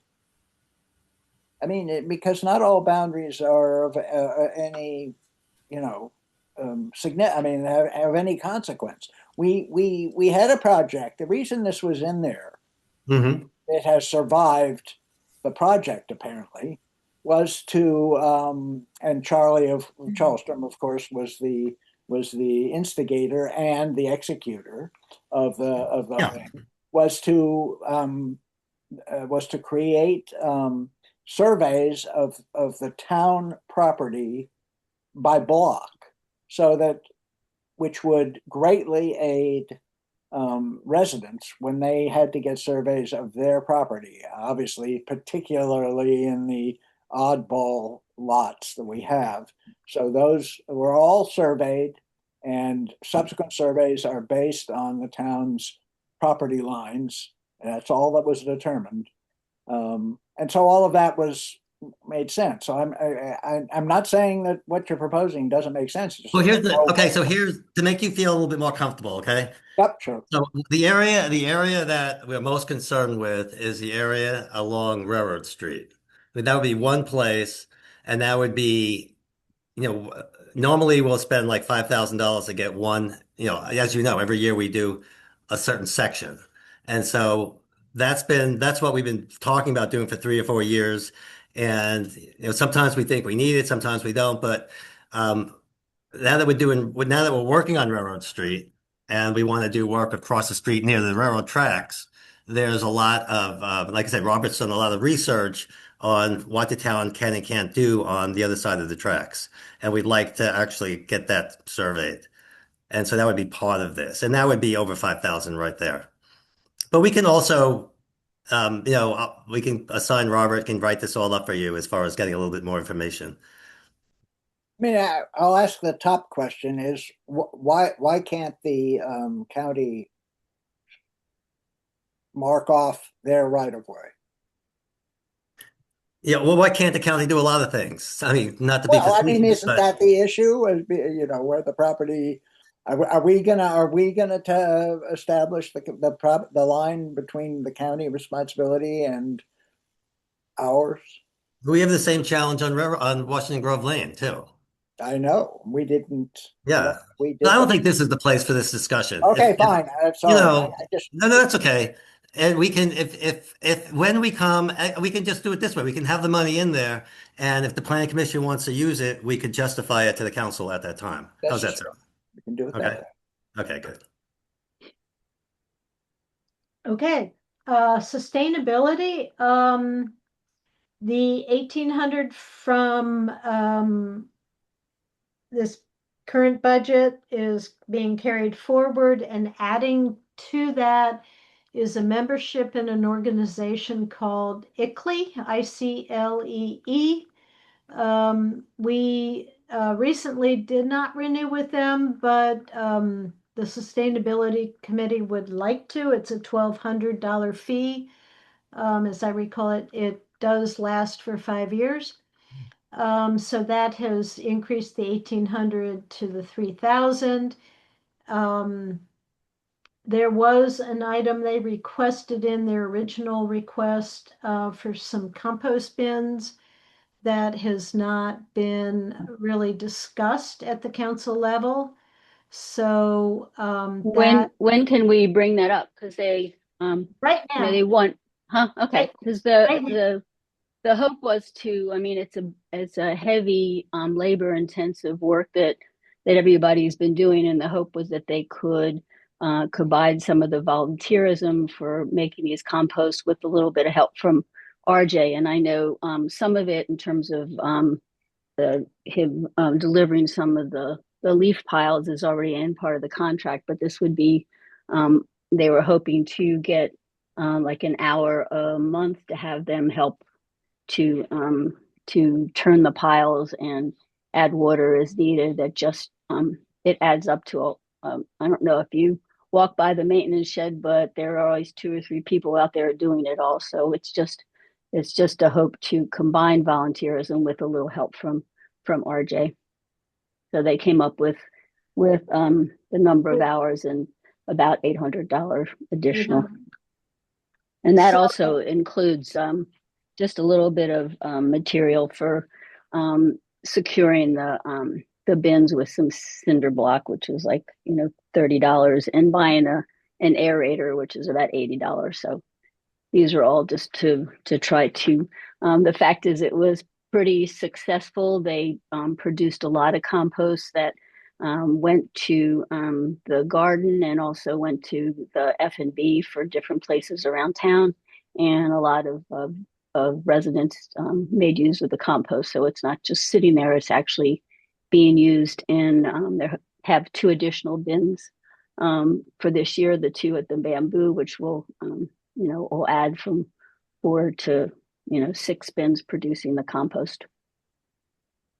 So the question is if the council would like to add back in the $800 request that was originally put forth. We didn't have a good explanation at the time as to what that extra 800 was for, and Mary has now provided that. So it's about $600 for labor, and the extra was just material cost. And that's just based on RJ's hourly rate for an hour a week from June to August at $16 an hour, and an hour during the hourly rate to 17. Anyway, they figured it out to 204. It's just a guess. Actually, March to June, he's $51, and from July and August, it's $51.75 for an hour. Yeah, but I want to know how many cents there are. No, just add it back, Jean. Go ahead. Okay, we Now will. that we have an explanation, at least you know what you're. Yes. So And I I can send you the details, Jean. That just Okay. I'm just trying to look at it. I will change that at my end to 3,800. Yeah. Thank you. So emergency preparedness, the numbers really aren't changing. They would like to get one more radar. They seem to think it's helping, pulling together data to see, what's been the behavioral reaction to having the radars telling you a smiley face or not. They would like to put one more in, but that would be within the 5,000 that we've had this fiscal year already. So there's that. Now we get to stormwater. We are waiting on a slight conversation with SMI. We do anticipate spending down the ARPA money in this fiscal year. I crossed my fingers. Please help us. And then once that money is fully spent down, we revert over to the Maryland grant money, the 250,000, and that is a reimbursement grant. So we have to spend the money produce an invoice and wait to be paid. But line 145 reflects kind of the combination of the two for that. And energy conversion incentives program. I'm sorry, Jean, I have a question about the Yeah. $400,000. Yeah. You said that's going to be spent by the end of the fiscal year, so by June 30th, $400,000 is going to be spent? Yes, that is the plan, is to actually get the ARPA money spent down as fast as possible. Now that the warmer weather is here, the design build is approved, I believe. They can start actually doing the groundbreaking business. Yes. So what's our deadline for spending that money? The ARPA money has got to be spent, not just committed, but Right. actually money out the door by the end of this calendar year. Calendar year. Oh, okay. So this is, we have like, I don't know, 370,000 roughly left to spend. So this reflects that, as well as starting to tap into the Maryland grant money, which would flow into the next fiscal year. So how much have we already spent for the design phase, I guess? But actually, like, Yeah, I have QuickBooks up. I'm gonna have to go back. that's okay. I was just curious as to. Under 100,000. Oh, okay, thanks. That's Yeah. good. Good. Yeah. I was trying to quickly get there, but That's I okay. Yeah. All my treasurer's reports, if you look at the very bottom of them, I tell you how much ARPA money we're sitting on still. It's 300 plus thousand still. So we got to get that spent. Mhm. Right? On to energy conversion incentives. You will see we have traditionally, I think for 2 or 3 years, set aside 20,000. But the pickup on residents using this program has been slow. So John and I are proposing that instead of 20,000 to plan on 10,000. Mhm. To date, it's been out of the 20,000 set aside in this current fiscal year, we've paid out 1,000. So, yeah. Municipal buildings, there's an increase in supplies. I think that kind of speaks for itself, as well as gas, electricity, water, utilities, as you all know with your own personal bills, they keep going up. I'm trying to project that out. I am proposing, best I know, and Chris can correct me, although he did advise, he thought that the fire alarm monitoring and sprinkler testing, those costs should remain about the same with the new system. So I've budgeted accordingly. Janitor service salary, that's just a COLA increase. Contracted contingency, that's really RJ or any other contractor that we need to bring in. That's any kind of repairs beyond the big elephant in the room of the sprinklers. And anything other major that falls into McCatherine Hall maintenance, that got usurped this current fiscal year by the sprinkler repair work. So we want to bring that back in. That's line 161, $50,000. The outside of the hall, the windows, they all need to be repainted. The floors desperately need to be redone. And once everything is, with all this work going on in there, is to finally spruce that place up. Anybody who walks by it, you can see how run down the paint looks on the exterior. The locks aren't always functional very well. So that 50,000, it was in this current fiscal year. It really hasn't changed. We've just moved it by a year because the sprinkler repair took over. We do expect to fully expend the 175 for the sprinkler repair.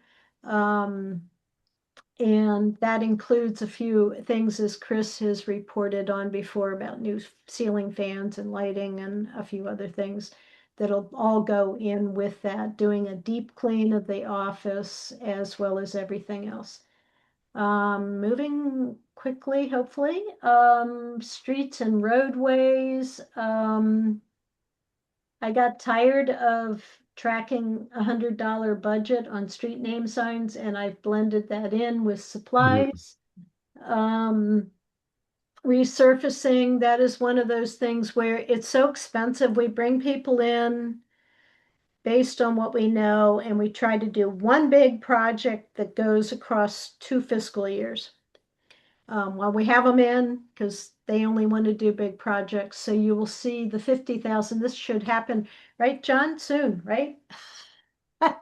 Yeah, we're putting together the RFP. Well, I told everybody last time, but putting together the RFP will be in front of the council in April.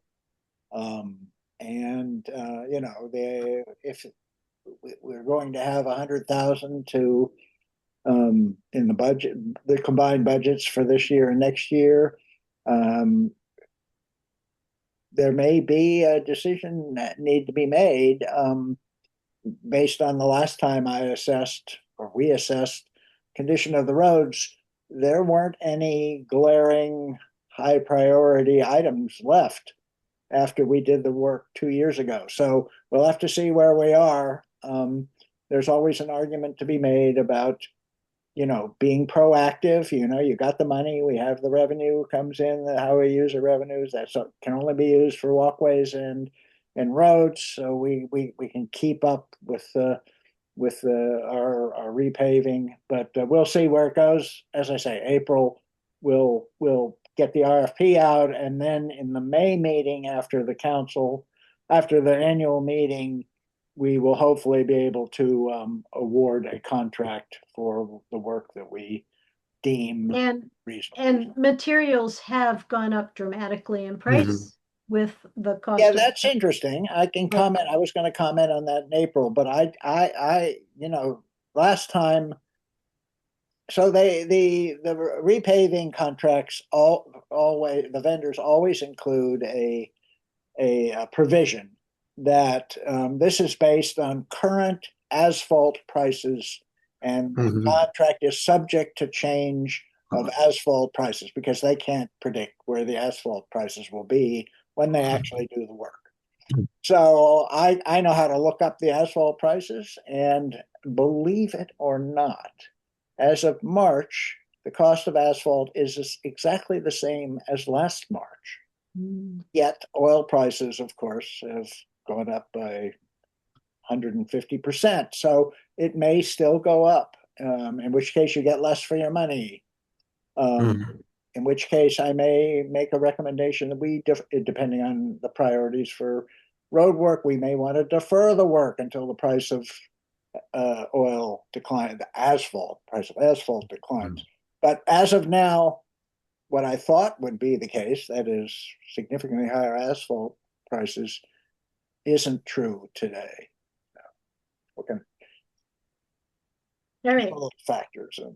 Are you saying today as in like today? As in today, yeah. Really? That's amazing. Yeah, that's great. Amazing.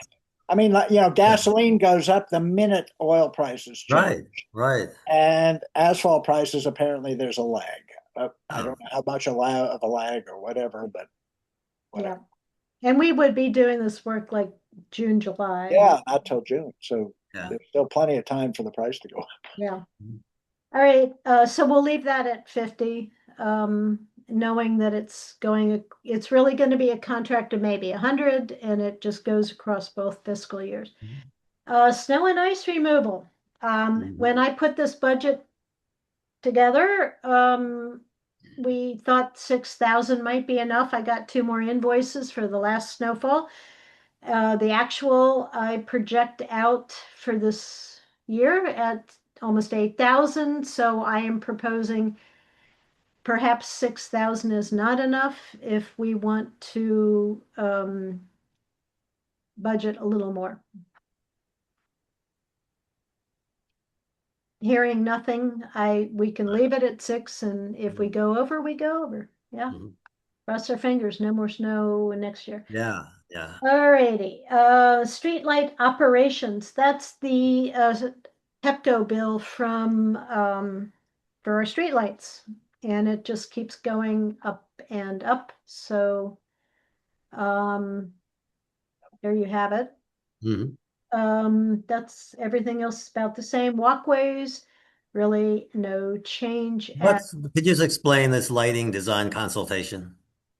there's a fellow who is working with Virginia on the lighting committee, as well as the other municipalities about what we do about when we hopefully we get to own our own streetlights. We have not paid a bill. I understand from Virginia, he is doing work that he is not invoiced for. Mhm. So she had asked about perhaps maybe we should make it 10,000. He hasn't invoiced us, and he is helping other municipalities as well. So we just left it at 5, and she was okay with that. George Woodbury is his name, I think. Yeah, George we will eventually get a bill. And she reached out to Sue Ellen and probably George as well as to, we're quite willing to pay you for your effort. You have to tell us what it is. He's also made trips to Annapolis to testify about this Pepco business. So I do expect we'll have some sort of an expense this year, Gene, but I have no idea. I don't really know if it'll be this year, but he'll finally pop up some expense. Yeah.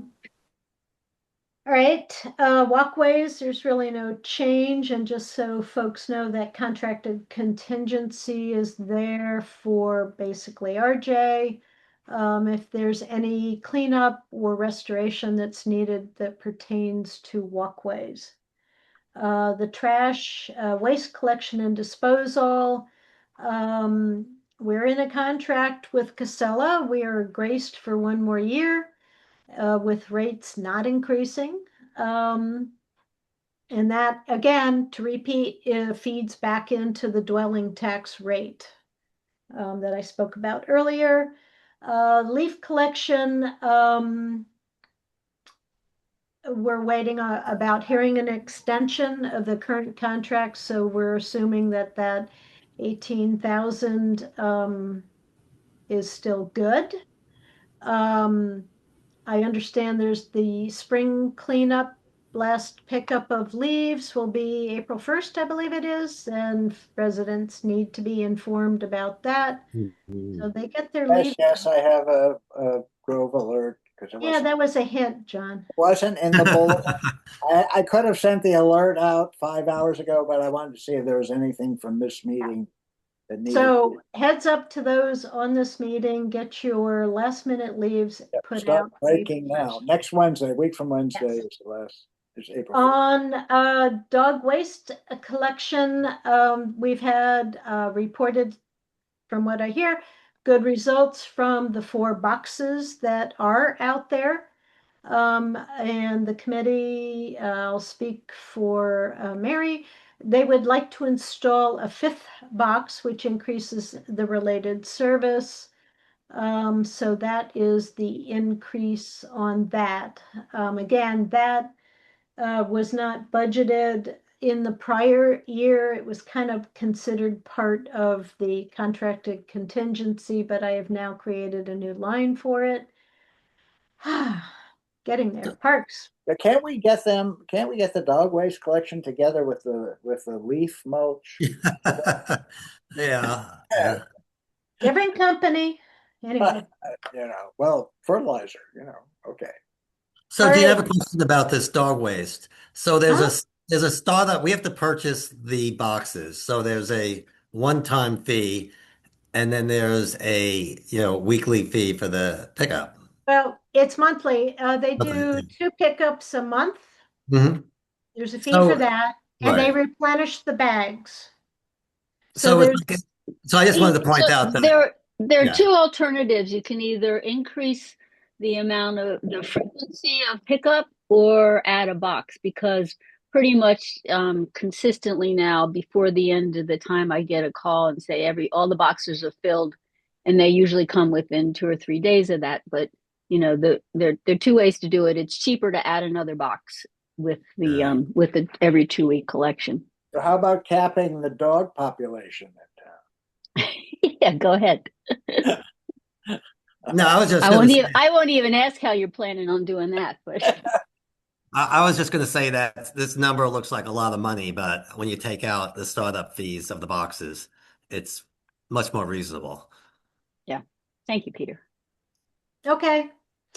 On to parks. Contracted services, that's your basic RJ fee every month, same amount every month.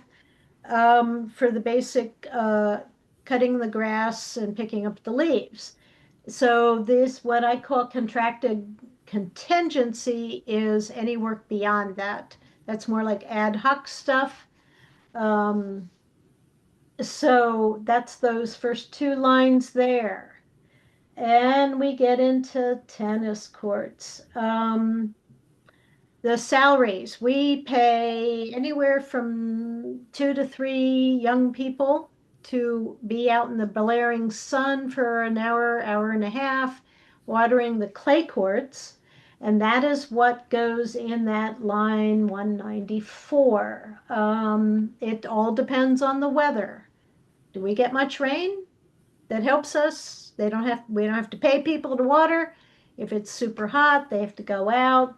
It's not just watering, they roll it, they break it, they clean the lines. It's a very scientific thing that Linda Baim orchestrates and coordinates with these young people. Supplies and repairs, you will see that on line 195. In this line, this really is combining both the hard court and the clay courts.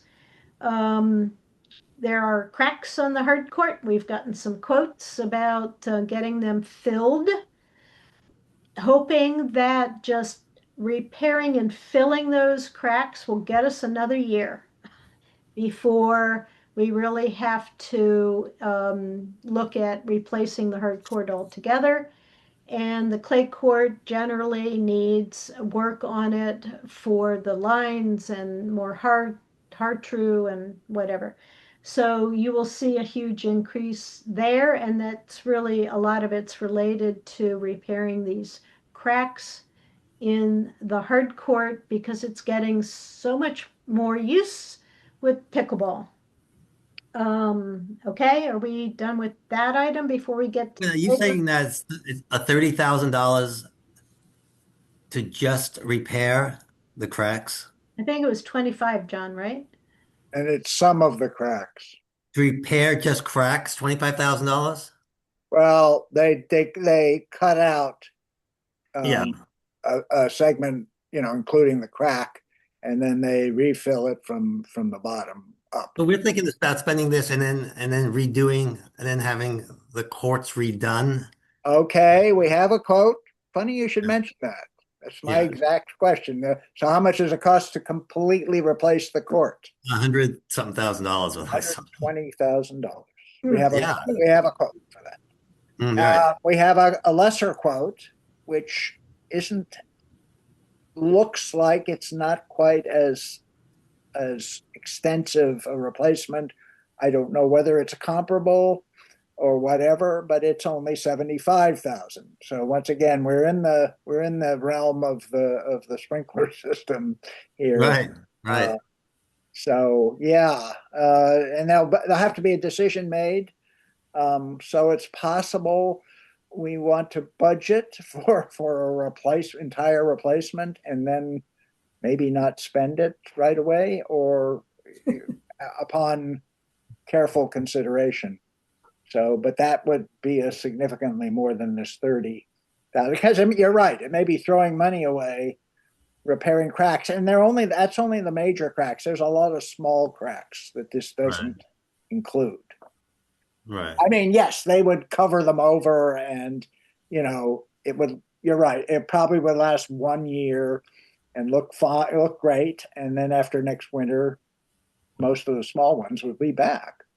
Right. I think to make any decisions, we have to know whether we actually are going to look at replacing the tennis court, because otherwise we can spend just a few dollars and get it cosmetically, looking okay for a year. You know that. That may be the way to go. Of course, it doesn't get any cheaper the longer you wait, but Right. you have to. It's a lot of money, no matter to go that way. Mhm. Okay. This is kind of the in between. For now, it's just repairing the major cracks. Right. Are we done with tennis courts? Yeah. Okay. Playground. This is what the previous conversation was about. At the time we put the budget together, we were thinking we would only spend part of the 250 grant, and the current thinking, as I've been told, is to put the whole 250 into a combination of the very tail end of this fiscal year and next fiscal year, so that what you see here, this 30,000 in the estimate for year end of fiscal 26 plus the 120 that was proposed matches to the 150 that we thought we would be asked to be reimbursed for through that grant in the proposed fiscal 27 budget. But that's not quite right. 30 is in this fiscal year. Yes. The 150 comes from this 120. Oh, and the this basketball court. Thank you, John. I had my 30,000 confused. Yeah, but okay. So here's my thinking on this: is the advantage of the state bond, the grant, is it's not tied to a fiscal year. So there's no harm, no foul. For budgeting expending the entire thing for the period beginning when we can access it, which I'm told should be as early as June 1st. Whether or not we actually spend the money and therefore request reimbursement depends on a lot of things about how fast decisions are made and work is done. So if we spend it all in a year and we get a nice spanking new playground, and maybe we have some things left over to spend town funds on, that's one scenario. The other scenario is, okay, we end up only spending 2/3 of it because you need to do some of the work to see how it goes, or some decisions are harder. So we could extend the spending period, but by putting it all into the budget, it's accessible. And the reason it doesn't have any huge impact is because we know we're going to be reimbursed. So it's not town revenue. It's not susceptible to the town revenue source for that. We can always spend more, but anyway. So is maintenance? Will the grant cover maintenance of the existing playground? No. I mean, who knows? I mean, we could probably make some argument, but I'm inclined to not try and push it. Right. We generally cover maintenance, so why not keep covering maintenance? It's not a huge expense. John, is this money? This money is Maryland's got a deficit going. It's pretty impressive, and they say it's gonna continue. Is this money guaranteed, or is there any way that? Of course, that's an excellent question. Just because, I mean, the governor could veto something or another, right? He could just say, forget all these legislative bond initiatives, but he's unlikely to do that. First of all, a huge number of projects are funded in this manner. all Mhm. across the state. And they're all small potatoes generally. They go as high as $1 million for some things. Yeah, but generally they're in the 250 to under 250. But they're funded by, it's called a legislative bond initiative. So it's funded by issuing bonds. And so the state is really only committing to time payments on these grants. And they don't have to come up with, if the total amount, I'll make up, and I'm not sure what the total amount is, but let's say it's 30 or 40 or $50 million. They don't have to come up with that much money. They have to pay interest, and then they have to repay the bonds. So it's not current funds entirely. So it's Mhm. not really a big potatoes item.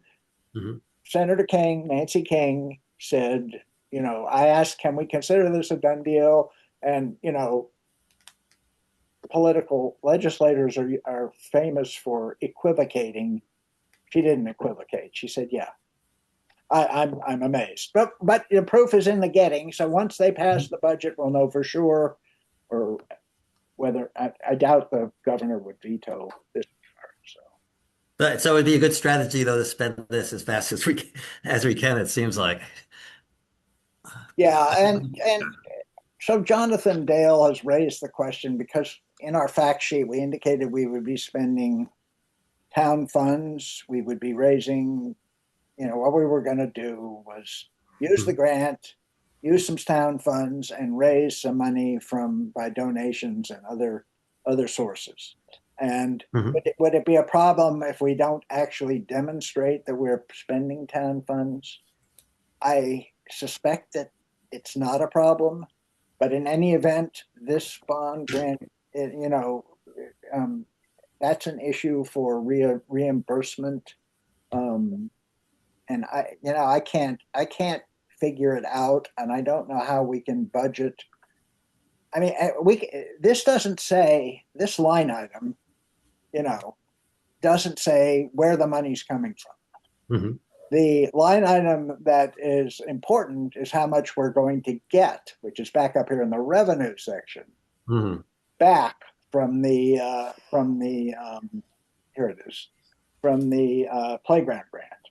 So if we don't get all that back, because they say, oh, you didn't make your contribution, although we don't specify any contribution, then yeah, it will cost us a little more money. So I'm thinking this is not a problem.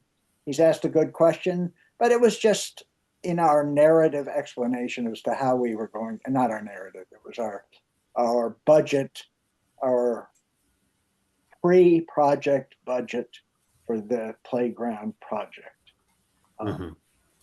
So we can resolve that going forward. I think for now, I think the assumption of what we're planning to do is okay. I'll try and resolve that by the nil of the town meeting, Mhm. if not sooner. So, Thanks. John, for tonight, are we changing this 120? I recommend it be changed so that we are budgeting I saw you put in, expenditure of the entire grant, which is Mhm. 30 this year. right, That would be before June 30th. right. And it would be between June 1st and June 30th. Then the 30,000 for the Asphalt. basketball court, which is in next year, and the rest of it is up here in playground equipment. So that would be 190. Yeah, it should be 190. That's what I think. Okay, I have done that. So Jonathan as a Jonathan recap to still everybody, wants to make a comment. I thought I covered what he wanted. Okay. You did, but I do have a follow-up about just clarification on the $30,000 for this year. I understand it's in this year's budget and we're nearing the end of this year. Are you suggesting that we use the $30,000 and be reimbursed ideally in the fiscal year 2027 from the state bond? Is that how that would work? If we spent it this year, If we did. we could draw on the state bond. I after had a June discussion 1st, with Oscar, both by email and otherwise. Because you guys now, the playground now has access to the funds that are not dependent on fiscal year dates. I think you guys ought to be doing a site plan before you jump in and develop even one of those plots. And I'd hate to have that be under the gun by, oh, we got to do it by June 30th. So you don't have to do it by June 30th. If you don't get it done till July 31st, no problem. But that was my point. So whether it's this fiscal year or not isn't, I think, a consequence. So okay, just making sure we're saying 250 all in. The 30 does not add to that incrementally. Whether we spend it this fiscal year or next, we're not talking about 280. We're talking about 250. Is that correct? That's correct. Okay, thanks. Okay. Moving on beyond playground, we are proposing to increase tree removal by 10,000. Just so folks know, we've had so many trees, big trees, coming down. They're aging out. And it's getting every year it's tight to keep within the original budget. I have to say Audrey is extremely frugal and very on top of knowing what trees and timing of when they should come out. So we are asking for another 10,000 on tree removal for that. Woods management, you will see it appears as if they have reduced their traditional 50,000 budget request by 2,500. However, that is shared with line 198, which is our fearless, very young or first timer people in the workforce who slug jugs of water out to the trees. Our fearless tree waterer people, as I call them. We have about 3 or 4 young people who we pay to truck jugs of water out to the new trees in the woods because RJ cannot take a truck out there to water them. So that's how we have it. The rest of all of that is about the same for parks. Any question before I move on out of parks? Okay. Recreation programs. This is really, the fun events. That's really what this area is all about. Summer in the park salaries are going up a bit. We are now required to hold to some ratios. We will have 4 staff. We've traditionally had 3, roughly. We have more fees related to the new requirements, as everybody is aware of. So supplies, which is where I'm putting the background checks and all of that sort of stuff into, has gone up. Other than that, the only area is the music weekend. As some people have talked about, has music weekend sort of run its course because it's so close in time to Circle Fest, which everybody loves. And, do we want to cut that back? But for now, the budget remains the same for the whole weekend. And that is about it for recreation programs. Any questions? Moving on quickly. HPC has been a bit of You want to just explain the net for the SID for the summer in the parks? the net. Net cost to the town for summer. Yeah, it's in the footnote. Oh, okay. That's the net. It's down. I put, the town ends up subsidizing. We don't charge. Yes, we could charge more compared to other programs that are out there. And we have increased the rate. we chose not to increase it hugely, but we could have. But yes, the town does subsidize summer in the parks. It's about, I put it in there, 26.50 is the subsidy. So, it's a wonderful program. Parents rely on it. They love it, and it's hugely successful. And that is the town's donation towards that.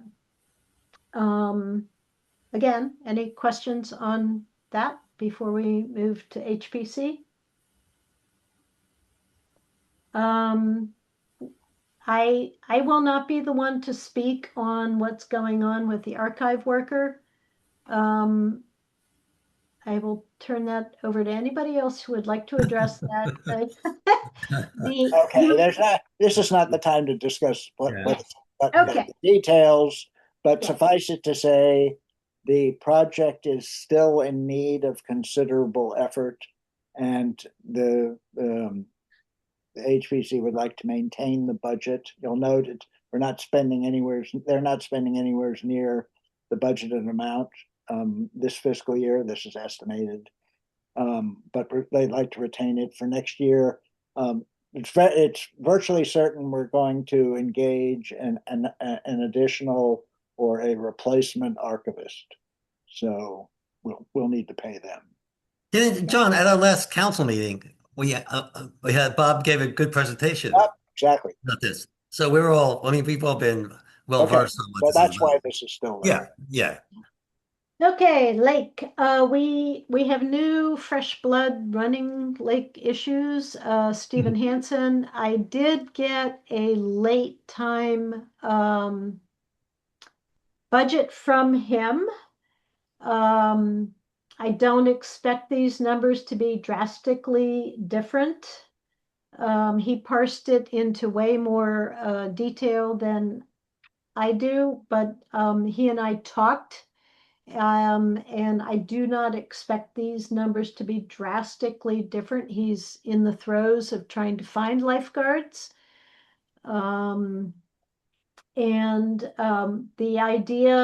There is an idea out there for a lifeguard supervisor, which would be somebody paid to kind of handle the training, getting them going, supervision on a daily basis, making sure there's a good schedule of lifeguards, and that kind of thing.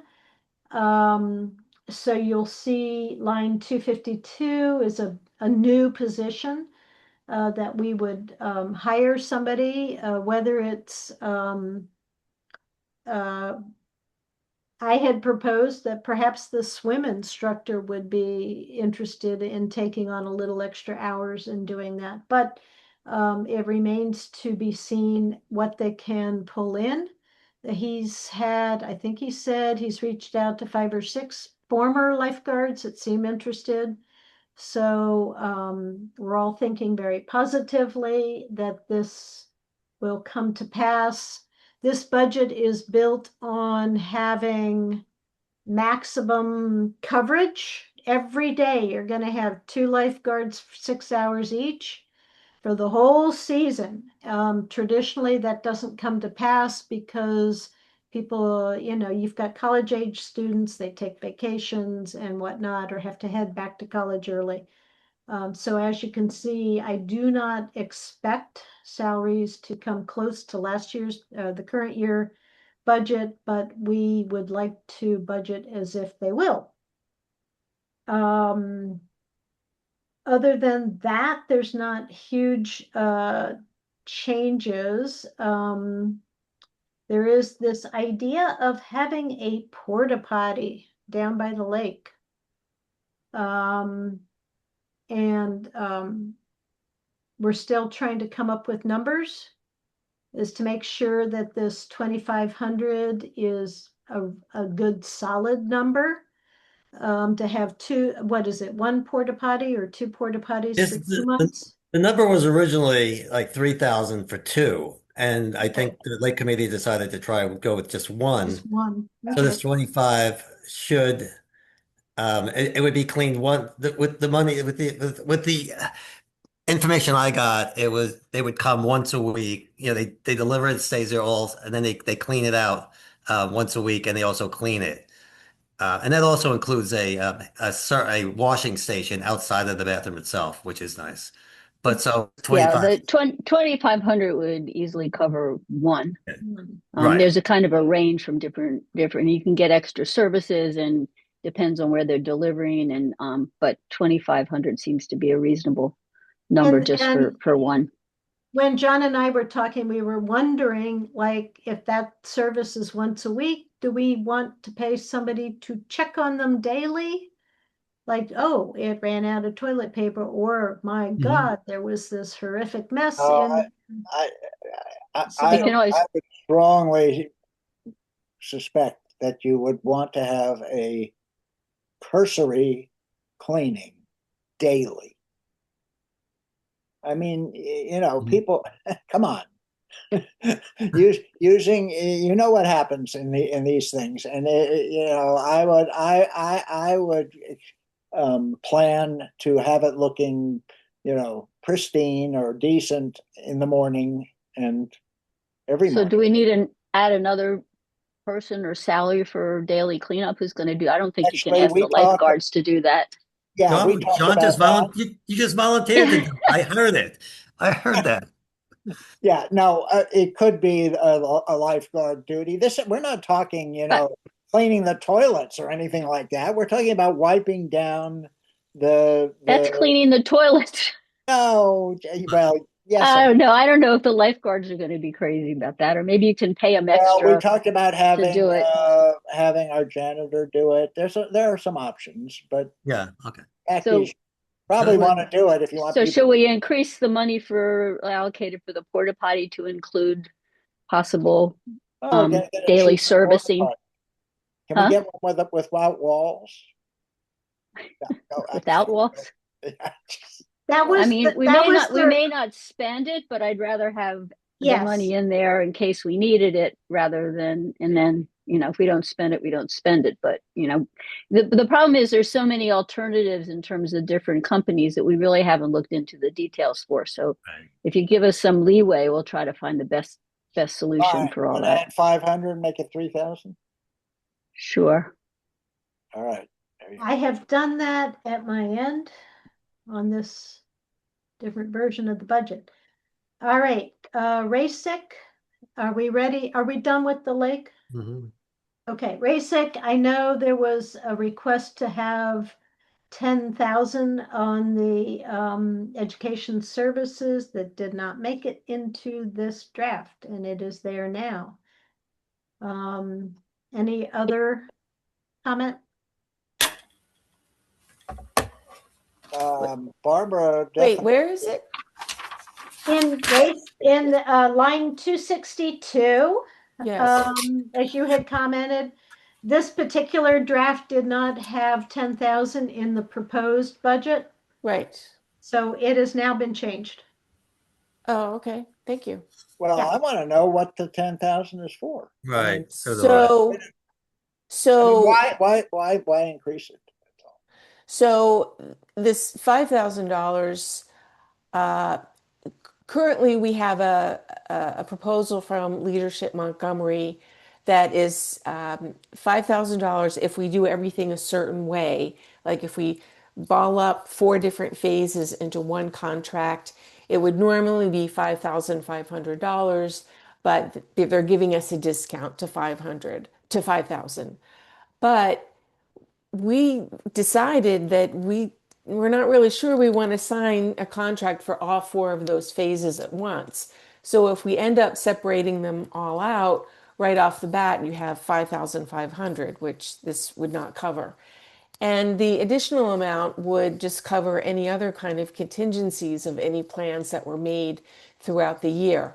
But I did talk with Paula and Patty, and we did feel like maybe $10,000 isn't quite necessary, but how about 8?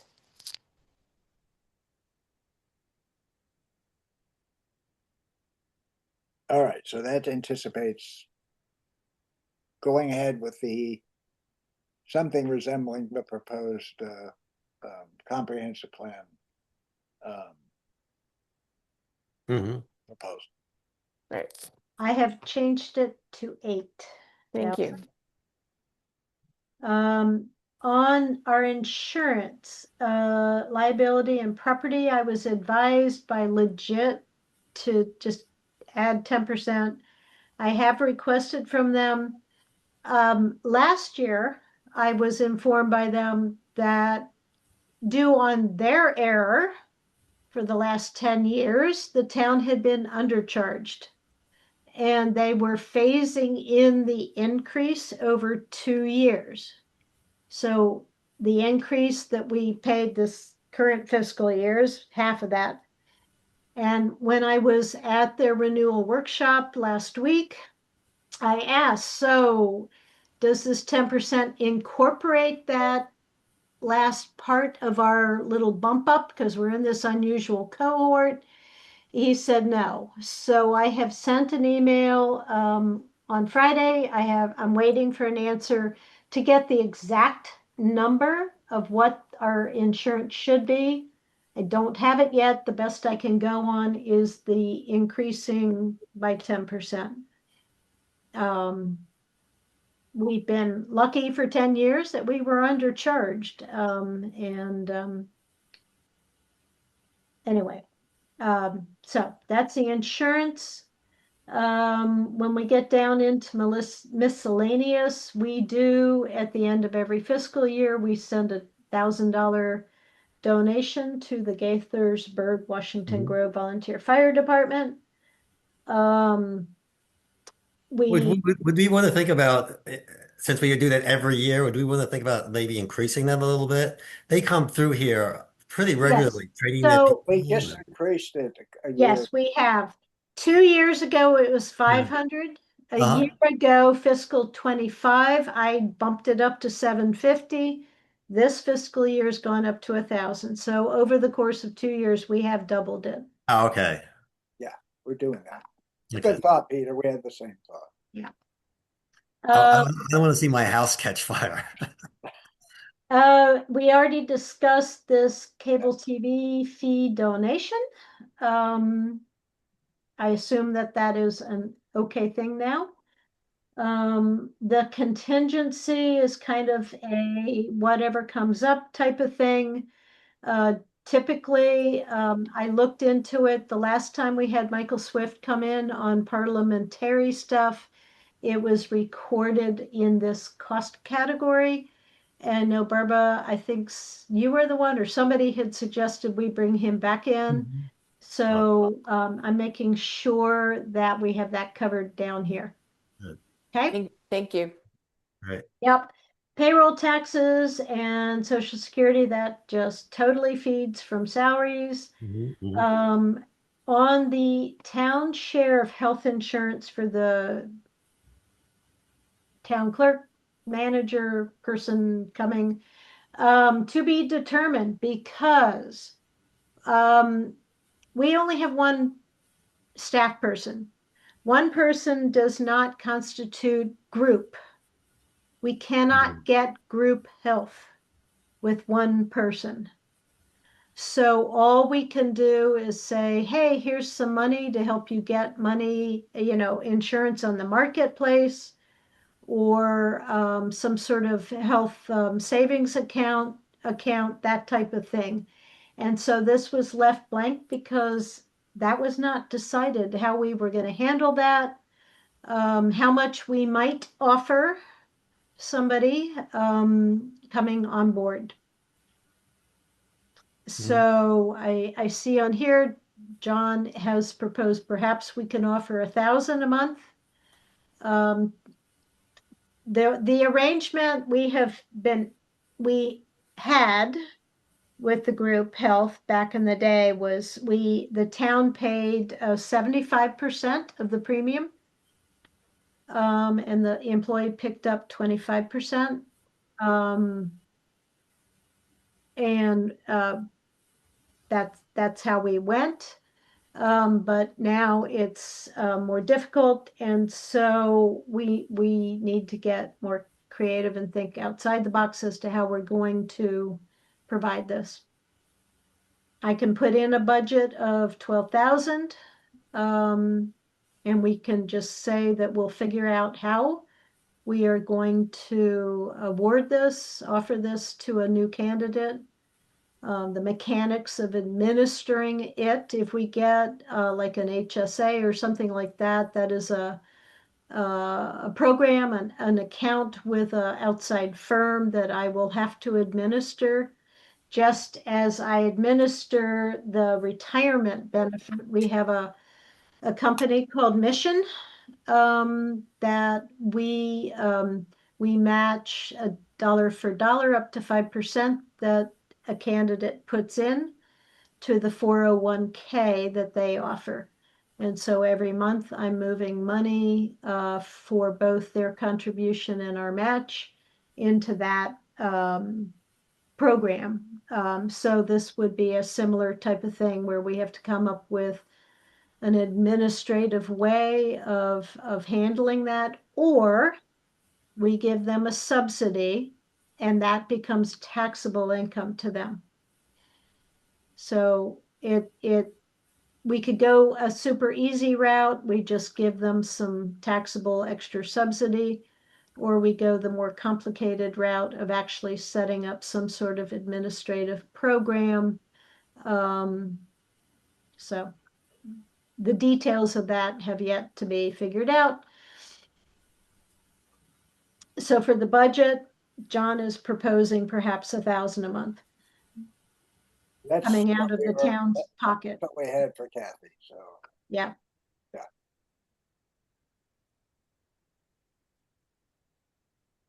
And that's certainly up to the council.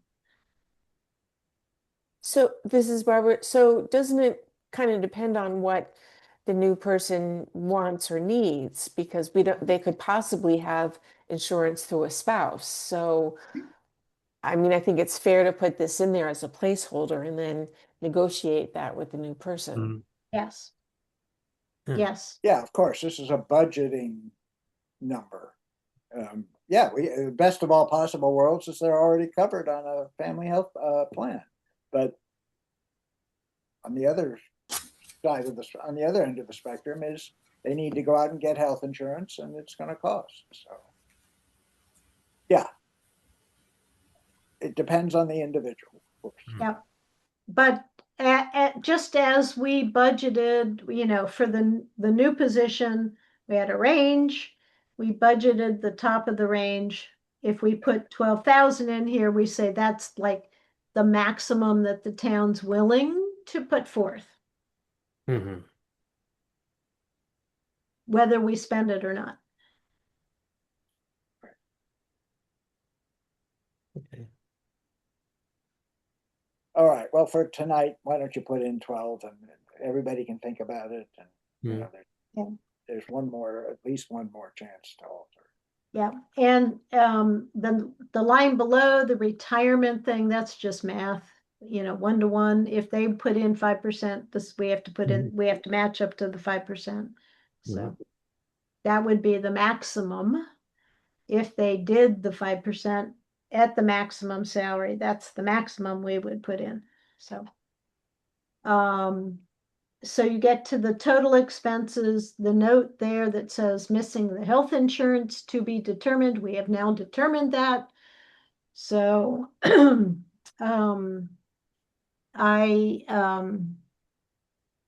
on my end, I am seeing 1,222,600 basically. The changes we have made tonight bump that up by 70,000 basically. And the expenses expected to be reimbursed by the Maryland Playground Group, that will change. So did anybody have any questions on the notes? I know we're all extremely tired and ready to be done with this meeting. But just giving folks a chance. Well, there's this item, the border property acquisition. We're not talking about the fund balances tonight. No, We'll do that in April. April. That's where this comes in. Yep. Okay. Okay. Are we all brain dead now? Yes. Gene, tremendous work. Mhm. All Really, right. fantastic job.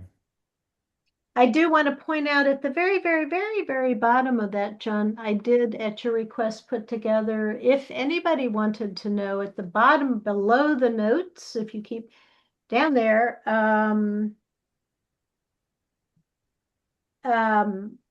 we thought it would be helpful to know this.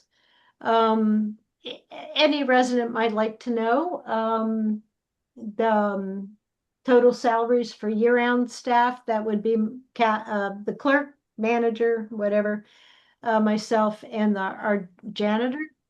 And then what I call the seasonal staff, which is a growing list of young people.